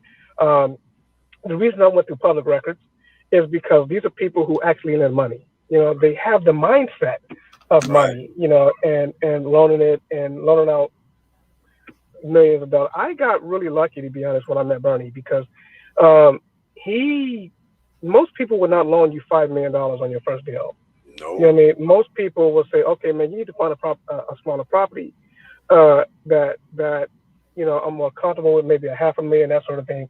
But $5 million, this guy must be really, really loaded, man, in order to do that, is what I'm thinking. Yes. But nevertheless, I consider myself to be extraordinarily lucky to find a guy that's going to fund $5 million on my first deal. No experience. I came from, you got to remember, I went from losing everything in 2008, 2009, 2010. Like I said, I lost every property I had. I lost even my personal residence. I went through a divorce, damn near bankruptcy. And so here I am, a very inexperienced guy who who really doesn't know anything about owning a property. I mean, I've done all my studies. I've been doing this stuff for like 10 years, on the grind, but I didn't know anything, man. And this guy came up and said, okay, you know what? I'm going to take a chance on you. I'm going to take a chance. You seem to know what you're talking about, even though you've never done. And that's the first thing all these guys, what have you done? Right. And so I had to be like, look, man, I was involved in this. I was involved in that. I used some of the deals that even though we didn't finish them, Right. I was like, oh yeah, me and my partner, we found a 104 unit apartment building that is fixed up. You know what I mean? It would have been $3.4 million. And, I used all the deals that we found that we took over to the guru, Yeah. and I used it and I made it seem like I didn't tell them I funded it or I closed on them. I said, this is what we did. And if, when fixed up, it would make blah, that sort of thing. So I used all the stuff that I did, and I was involved in this deal, that deal, this deal, that deal. I didn't lie to him because it was the truth. Right. But to be honest with you, what he was really doing was funding the guy that just lost everything that he had. You Right. know what I mean? He lost everything that he had, and I was penniless, to be honest with you. And I had two pennies to rub together when he came. My man, you had to bail me out a few times. You know what I mean? So you know my story. That's why Right. when I told you I got the deal, you was like, what? Exactly. Really? Wait a minute, dude. I know you. Exactly. so, so I'm not. My IQ is probably standard, average. I'm not smarter than anybody else. I just was able to sell it. You know what I mean? And That's that's the right. thing. And once you're able to do that, once you're able to tell your story, if you really know, if you're really doing your due diligence on the property that you're working with and you know it in and out, you can tell a story. If you really know, like if it's from here and you're taking it to there, then you can really, really tell a really good story about your property. And if you believe in it and you tell your story, I can guarantee you'll convince whoever you're talking to. You may not convince the first guy, but I guarantee if you get these people coming in, like I said, going through public records and getting these people, these investors, if you get enough of them, you tell your story well enough, somebody's going to say, you know what, I'm going to fund your deal. It took me a minute to find this guy. Yeah. I talked to a few people, and one guy was like, "Oh man, that's too much money." Right. I still talk to this girl. One of the girls, her name is Christine. She lives down in LA, and we still talk today, actually. And one of the things, one of the things about these investors is they don't mind bragging. She's like, "Oh yeah, I got $36 million in capital. I got about $20 million out on properties." And I mean, she just I'm like, wait a minute, if you got all these properties out, I'm sure you fund my deal. And she was like, oh no, that's too much. That sort of thing. So you just gotta keep plucking at that apple, man, until you find somebody that's gonna actually hit. Well, You I know, will say this, Will. Don't sell yourself short. You actually did what a lot of people aren't willing to do. You kept going, and you actually were studying the whole time. And then when things broke down, you still didn't give up. You said, "Okay, I'm just going to keep making it, try to make it happen." So that's part of the growing pains, and that's part of how you end up successful on the other side. Because you could have easily just gave up and said, "Okay, I'll just work a 9 to 5 or something," you know. hey man, you know what? I was thinking about going to trucking school. You know what I Yeah, mean? I had exactly. my application in a Swift. Was it Swift? Is it called Swift? What are those doggone Yeah, trucking it's companies, Swift. man? Yeah, in Cali, Swift. Yeah, Yeah, right. And they were gonna take me in and train. I was like, man, I'm like, man, this is not working. I don't know what I'm doing. You know what I'm saying? yeah, You know, and you know, when you got people in your ear telling about, hey, this ain't gonna work. You're yep, spinning your wheels. Blah blah blah blah blah. My mom, like I said, she was my biggest critic. Oh yep, baby, you're gonna die, the baby. You wanna yep. die early, that sort of thing. No. And so, you know, and all these things started getting to me. You know, it started.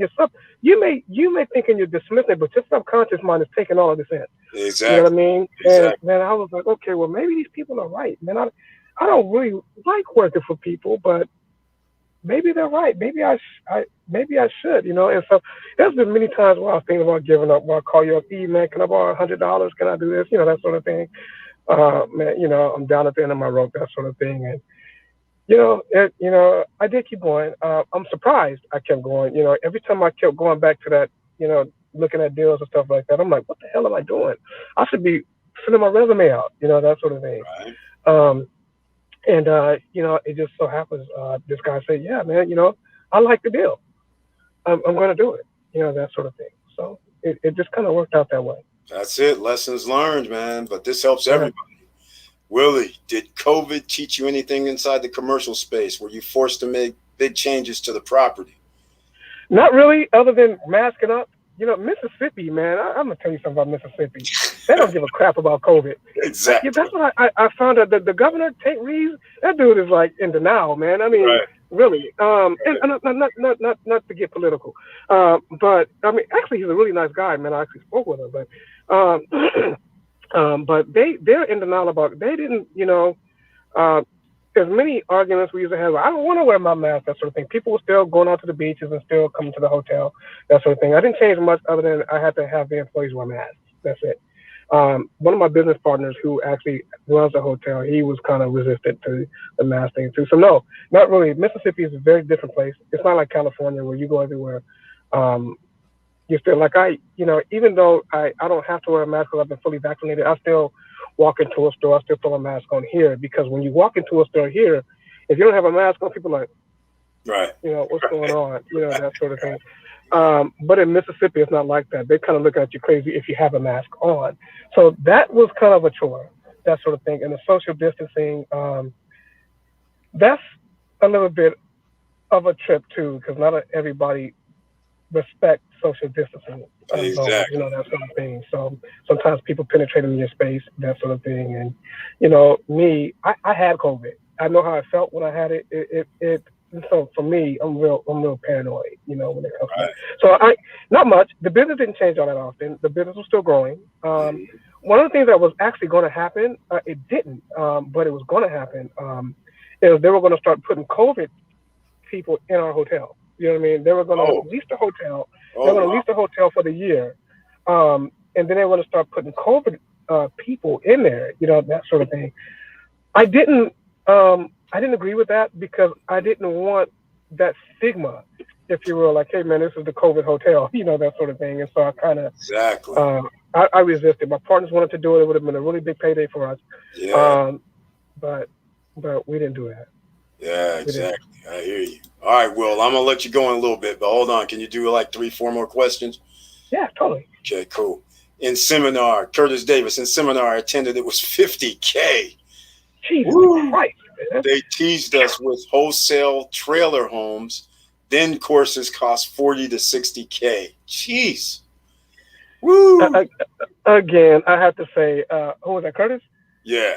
Yeah. Yeah, Curtis, man. If you got to spend that much for a course, man, dude, if you got 40 or 60K, you got exactly what you need to get started, man. You got more than I did. Yeah. You know what I mean? I didn't even have that. You know Yep. what I'm saying? Like I said, I had to tap my boy, Ebro. I need $10. I need this. I need that. So you definitely have more than I did, man. These guys that's charging that, I really question if they're really doing deals, man. I do. I'm a big believer in education. I still buy courses and stuff like that. I do all the time, actually.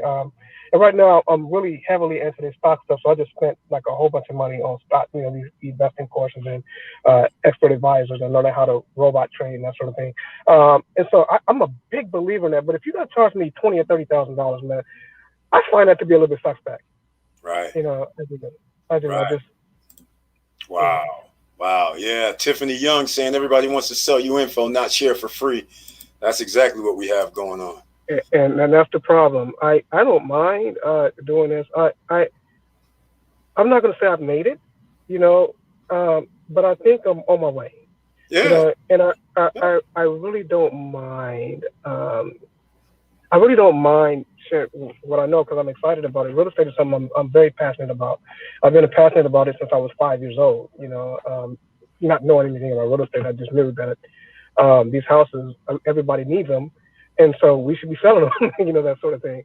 Exactly. And so yeah, I don't mind sharing that kind of Well, here we go, Will. Okay, remember what I was saying that 100% LTV? Yeah. Okay, so he answered. So I was wrong. Well, actually, this may work out, but yes, you heard right. For rehab properties. Oh, is this hard money? 12%, I'm sure. Oh yeah. Don't question. Sorry about that. Yeah. Yeah, I'm pretty sure it's got to be.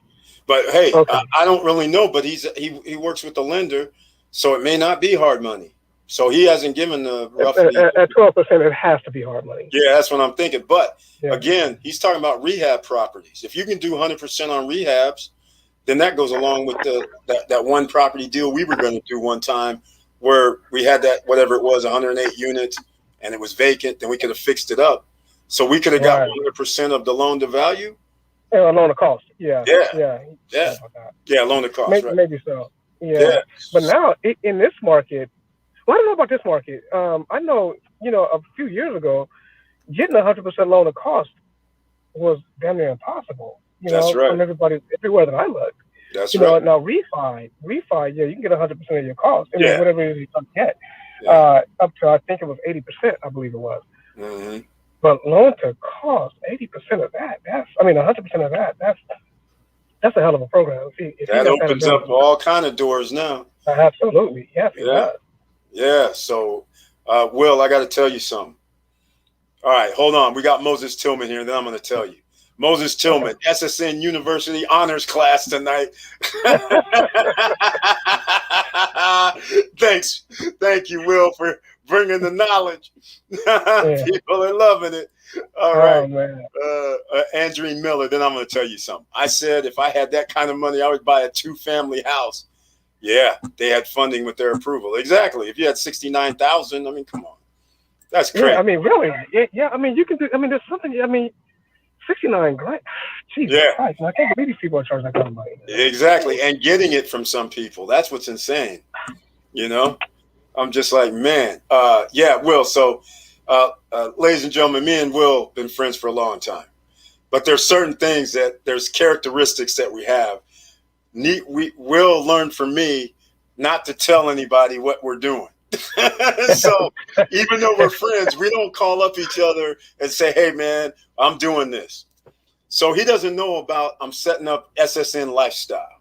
All right. So you don't know nothing about this, Will. I'm setting up SSN Lifestyle, and it's going to be coming out in a week or so. But it's going to have to do with, just so you know, it's actually, I'm going to have a component to it where we're going to actually do investments. All right. And I'm going to start with the Founders Club. And there's only going to be about 10 to 15 people that can be part of the Founders Club. And they get the first dibs on any investments that come to us. So basically, I'm going to turn it into the Shark Tank. It'll be SSN something. So I'm going to have people pitch us stuff. So now you know who I'm calling up when somebody comes with some real estate deals. Absolutely, man. By all means. Right. And so they're going to have first dibs. And then if you can do just like Shark Tank, I'm out. And then people who are members It's going to be refer a friend, almost like a little networking marketing type of thing where there'll be a couple levels. But the people that's the rest of the memberships after the, let's say the Sharks, don't want to invest or only invest a certain percentage, the rest of the membership will be able to invest as a group to put money in. So that's one of the components that I'm doing with SSN Lifestyle. So okay. Yeah, I'm coming awesome. back to some. I'm coming back to some real estate, man. Yeah. Man, but one of the things I have to say, man, I've known E since I was young. When I was young and dumb. And E has really guided me in a lot of my things, a lot of my struggles, from like my marriage and all that. And he's always. I mean, he's a really great friend to have, and I brag about him a lot. Oh, But thanks. but one of the things that I love about you, E, is like E, he'll be rolling. I mean, doing all kinds of stuff, and then something that happened that affect his business, and then he's on to the next thing just like that, and he's rolling again. I mean, he knows how to create. He knows how to print money. You know what I mean? It's insane. It really is. You know what I mean? It is insane. You know, it's insane the stuff that I've seen you do over the course of, a 20+ year friendship, man. It's like it's been insane, man. Man, I'm just having fun. I'm just having fun. Yeah. Just having fun, man. Yeah. Oh man. Yeah. Okay, let's go. We got a few more. Will, I'm gonna let you go in like 15 minutes, man. Yeah, absolutely. Okay, I got a lot of info for free from a lot of seminars I went to, and we'll share it to Eric once I put the notes from this call, and we'll send to Eric for everyone that wants it. Right on, Wilson Koo. I appreciate it. Absolutely. All right, here we go. For commercial, here's Wilson Koo again that does the lending. As long as you have at least 60 to 80% occupancy, depending upon the type of units, duplex, fourplex, high rise, they funding 60, 80%. Really? Yeah. Okay. Yeah. So Wilson Koo's the man right now. We're gonna have to talk. That's exactly. That opens up a whole bunch of doors now. That opens up, yeah, no doubt. As far as new acquisition. That's it. Exactly. Tim Smith. I love freaking love this. Thank you for sharing with us. That's from Tim Smith. Right on, man. I'm glad you guys are liking this because, look, I tell them like this. It's real in the field, Will. And this is what we've been doing. This is what people don't understand. We've been doing this. This ain't like we just showed up, Johnny come lately. We've been in the mix 10, 20 years. This ain't like, that's what's so funny. Vanessa Comagate, Wilson Koo, cool deal. Thanks. Strong faith, persistence, experience, diligence. That's right. Wilson Koo, congratulations, Willie. You went where others only dream about, but your worth ethics and willingness to learn and educate got you ahead of other dreamers. Well done. That's it. Oh, man, thanks a lot for that. I appreciate that. That's it, exactly. Willie is right. If you got 40 to 50K, then you can do deals yourself. Yeah. Exactly. Yeah, you don't need those guys, man. Exactly. You really don't. Most of those guys, man, they I don't know. I don't want to down anybody. I just say, in my experience, when you spend that kind of money, it's usually they're usually more getting money on the courses than they are doing actual deals. That's correct. I don't think I couldn't even sleep at night taking $60,000 from somebody. Exactly. Especially if I have, if I got all these deals going, right? Why in the hell would I need just $60,000 or $40,000 or whatever it is I'm taking from you? It doesn't make any sense. 0 cents. Exactly. Now, 3 hours in since I started the live stream, so you got to smash the like button, ladies and gentlemen. And I got to thank Willie Red's in the house. The man that's investing in commercial properties. He's been putting it down. You know what I'm saying? He's my friend for over 20, 30 years, maybe. Jeez, a long time. We actually, yeah, man, it's been over 30.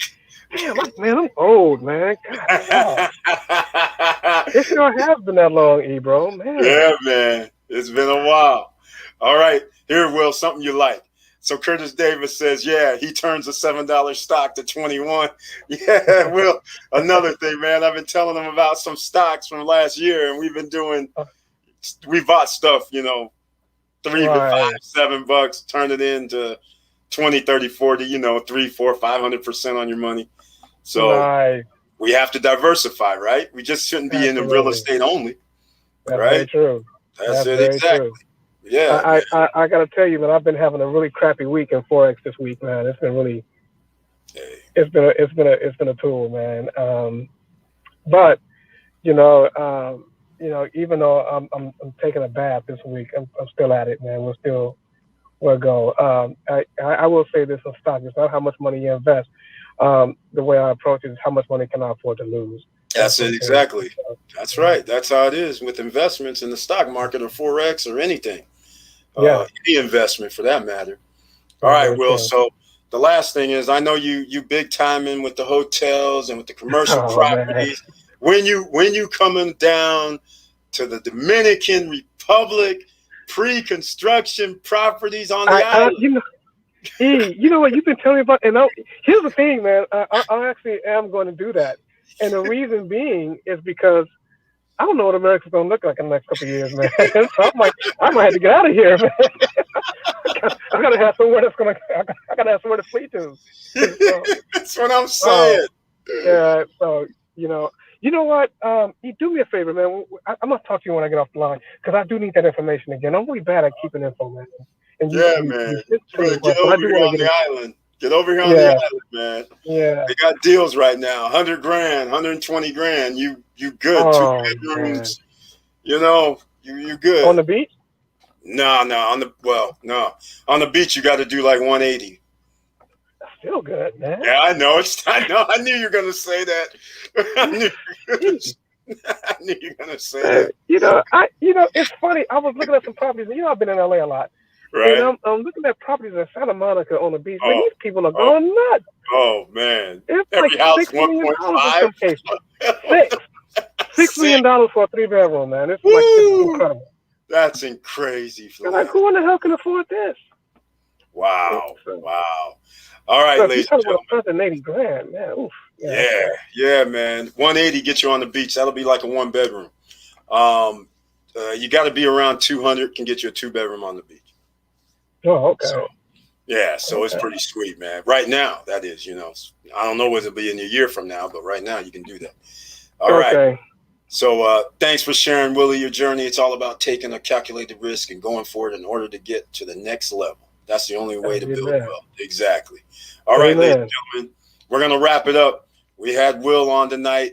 He does the real estate investing. He does the commercial investing. He gets the funding for it. He knows how to get the funding for it. So if you find some real estate, because 99% of people can't get funding in the millions. So you need to send it over. We'll look at it and we'll go from there. All right. Amen. So you guys have an outlet. You got a lifeline. All right. So use it. Thanks for the gems, fam, and Willie. All right. Thanks, Willie. God bless you. Right on. God bless you too. All right, Will. Well, I'm going to let you go and then I'm going to sign out. But thanks again, man. I appreciate you being here. Thanks for the gems, bro. Yeah, sorry I was late, man. Oh, no, you're never late, man. We run. You know how we do this.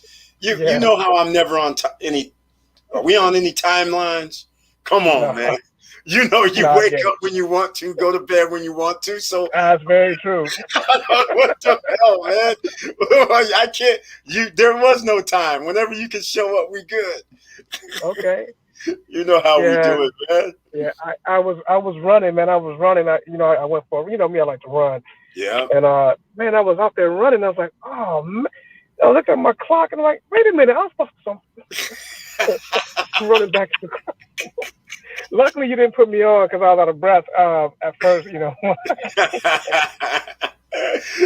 it's all good, man. But I really appreciate it. You got some more love, man. This is awesome. I get SoCal deals a lot. Right on. Thank you both from Andreen Miller. I've always ignored them because of the price. That's the gurus. Yeah. Right on, man. So everybody's showing the love. Thanks for this. You both are an inspiration. Man. You. So thank you, everybody here at SSN Nation. I'm going to let Will go, and then I'm going to talk about another 5 minutes. We've been on here 3 hours, 9 minutes with Will's help, too. So once again, my man, we'll talk later. And absolutely. Hold on. I'm gonna give you some. Can you see the screen? Yeah. Can you see the screen at all?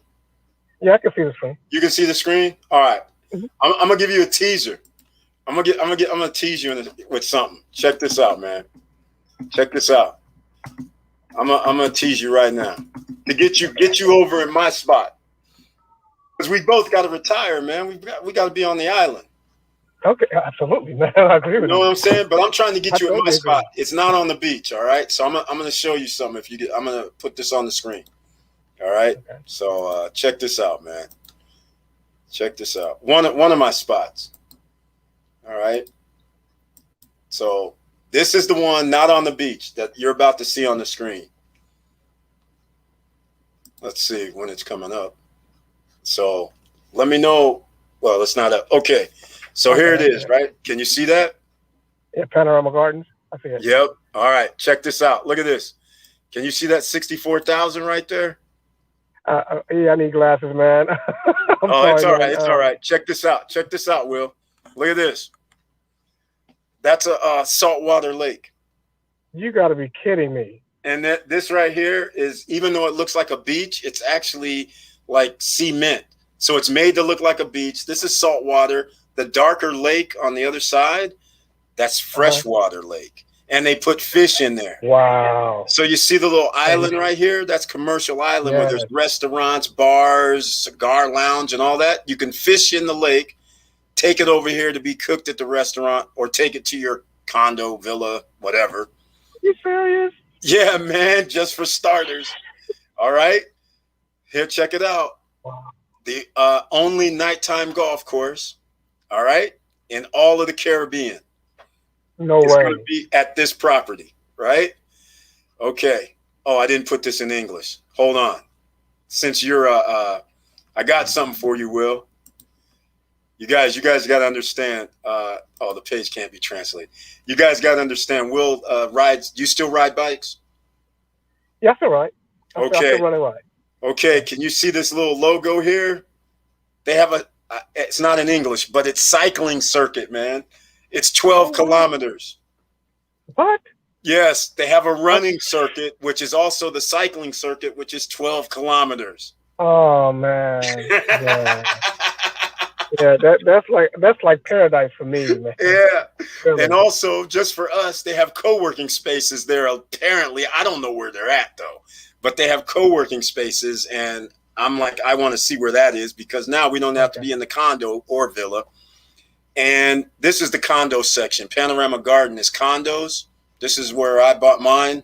And the Panorama Park is villas. Nice. And can you see these prices? I can't. My like I said, I need reading glasses. All right. So the one bedroom, $75K. One bedroom, $79K. Two bedroom, $123K. Two bedrooms are basically 120 some thousand. All right. Yeah, So now here's the Zen Center, Will. This is also within this complex for Panorama Garden and Panorama Park. Zen Place also has a pool. It also has a restaurant. It also has a yoga. It also has a fitness center. It also has a cigar bar. And it also has an art gallery, all in this building. And it also has two pools. And in the whole complex, Panorama Park, Panorama Lakes, and all that, there's a total of 10 pools. Wow. Wow. And it's security gated just to get in Panorama section. But to get into Vista Cana, to get in the section in the first place, there's gates. So that's the spot. And that's basically two bedrooms are 100. Well, right now, two bedrooms, 120 some thousand or less. So there you go. That is doable, man. Yeah, man. Yeah. So that's the spot that's my spot. But hey, there's other places too. In fact, I'll do one more. Because we got real estate investing, right? Here's one that Victor Marrero has. All right. He's at Cana Rock. It's in at Punta Cana. It's the Hard Rock Casino and Hotel, which is all inclusive. So what they did was, since they have a golf course, they're on the water, right? Okay. The Hard Rock Casino and Hotel is on the water. What they did was they built condos on their golf course. All right. Wow. So Wow. let me see if they're actually going to show the picture on this. So I'm going to try and show some pictures. They always change it up. Here, I'm going to go to, let's see, they don't really show it. Let me go to, I'll just go to Star. It doesn't really matter. They have like 6 or 7 or 8 properties, right? The Okay. 1 bedrooms on here cost like 115, 130, something like that on the Connor Rock, like condos and things like that. Interesting. The 2 bedrooms though are over 200 grand, but they're still within the Hard Rock Casino and Hotel property. Look at this. Can you see these pictures? No, maybe. Yeah, I can see that. Yeah, this is what they're looking like. All right. Wow. And they're on the golf course, and they also mean you can walk to the water, the beach. 3 to 4 minutes, you'll be at the beach. They have their own private club. So this is another one that is awesome. And Hard Rock Casino and Hotel, they have the actual, just like in Vegas, where they have like superstars that come there and do their, concerts. So you're on the site, and they give you a wristband where you can go to the Hard Rock Hotel and Casino. Since it's all inclusive, they give you a wristband for being a guest. So you'll be able to go into the Hard Rock Hotel Casino property as well. So it's one of those things, man. So this is the other one, but this costs a little bit more, like I said. But still, we're talking about $20,000 to $30,000 down payment, and then you have 0% interest until they finish the property in 1 to 2 years. And the one I was showing you was Vistakana. That's the same way. All right. Put down 10%, pay 0% interest for 21 to 30 months. All right. So just wanted to show you that, and I showed everybody else too. They're giving these things away, man. They are giving these things away. That's it, exactly. So that's how we're doing it, man. So anyhow, I'll let you run. And thanks again, Will. All right. Absolutely, bro. I appreciate you, man. All right. I appreciate you, man. All right. I'll talk to you later. Okay, now. All right. Bye. All right, everybody. Hopefully you enjoyed that hour-long SSN University impromptu real estate course in the No Guru Zone. No charge, no seminar, no webinars coming. And now you know how to find funding. Wilson Koo actually has funding as well. And now you know there is no barrier to entry. Once again, if you want to go for one of them properties and you sit there and say, wow, man, I found a $4.2, $3 million, $2 million deal, and the numbers make sense, I know the bank's not going to give you any money, but now you have a source where you can actually do investments, ladies and gentlemen. And again, no credit check, no qualifying, and no barrier to entry. Welcome to the SSN Nation. All right. So let's see what else we got going on. All right. We're going to wrap this up. 3 hours, a record on the Wednesday Night Live. Juvie Lover, thanks for the info. Thank you for being here. Tiffany Young, thanks for this. You both are an inspiration. I ran through that one before. Let's see. Thank you so much, Eric and Willie. Thank you again, Charlie. Thank you so much for being here on the Wednesday Night Live. Curtis Davis, Mr. Financial. Thanks, Eric, Willie. Victor Marrero. Good job, Eric. Thank you, Victor Marrero, for asking the questions, by the way. Thank you so much. And everybody who contributed, and those of you who did not have your pen, pad, and pencil ready and who might have joined us late, that's why the replay runs with information in the chat room. So therefore, you never miss anything. Vanessa Kamagate, SSN University, great class, Eric. Thank you so much. That's how it ended up. Can we email you deals? Yes, you can, Vanessa Kamagate. That is the point. You can send me information to Eric at stopstrugglingnow.com or support at Stop Struggling Now. But yes, anybody can send any deals over.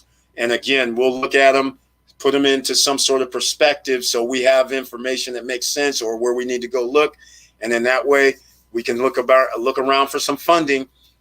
How does it feel, ladies and gentlemen, to unlock a situation? You know how powerful this is? That you actually have now moved into, unbeknownst to you, you've moved into a whole nother realm. Because there's one thing that always happens from new people that get into real estate. They always find out. They sit there and they find something that, let's say it's $600,000 multifamily property, apartment complex or whatever. And then you go, okay, well, the guys who are going to fund it, and normally a bank or a lender says, I need 125,000, let's say. And because that's 20%, right? Yeah, 120,000, 130,000. You need a appraisal. You need this, that, and the other. So let's call it 130. Most people don't have $130,000, so then they walk away. They're like, oh man, I can't do the deal. I found the greatest deal that makes money, but where am I going to get the 130? So if you know where you can get the 130, that opens up the whole world to you for real estate investing. All right. So now you guys have a key that is unlocked, so everybody knows. So it's pretty simple. So email anything that you have and we'll see what we can do. But keep in mind, I always, even though Wilson Koo can say, yeah, we can do financing based on 100% LTV for rehab, things like that. I've done real estate investing for a long time, and I just pretty much have settled upon, if you're going to send deals over, it makes it a lot easier if the property has numbers, or if the property doesn't have numbers, but yet the occupancy rate is low. So then you can show, if you increase the occupancy rate, then the numbers will make sense.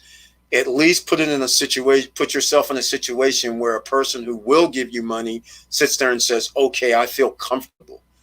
So that's where, like Will mentioned, you want the investor to feel comfortable. If you come in and tell somebody, I have a $600,000 property, they're going to give you 100, and I'll up the number. They're going to give you 150,000, and they're going to say, I'll give you 10%.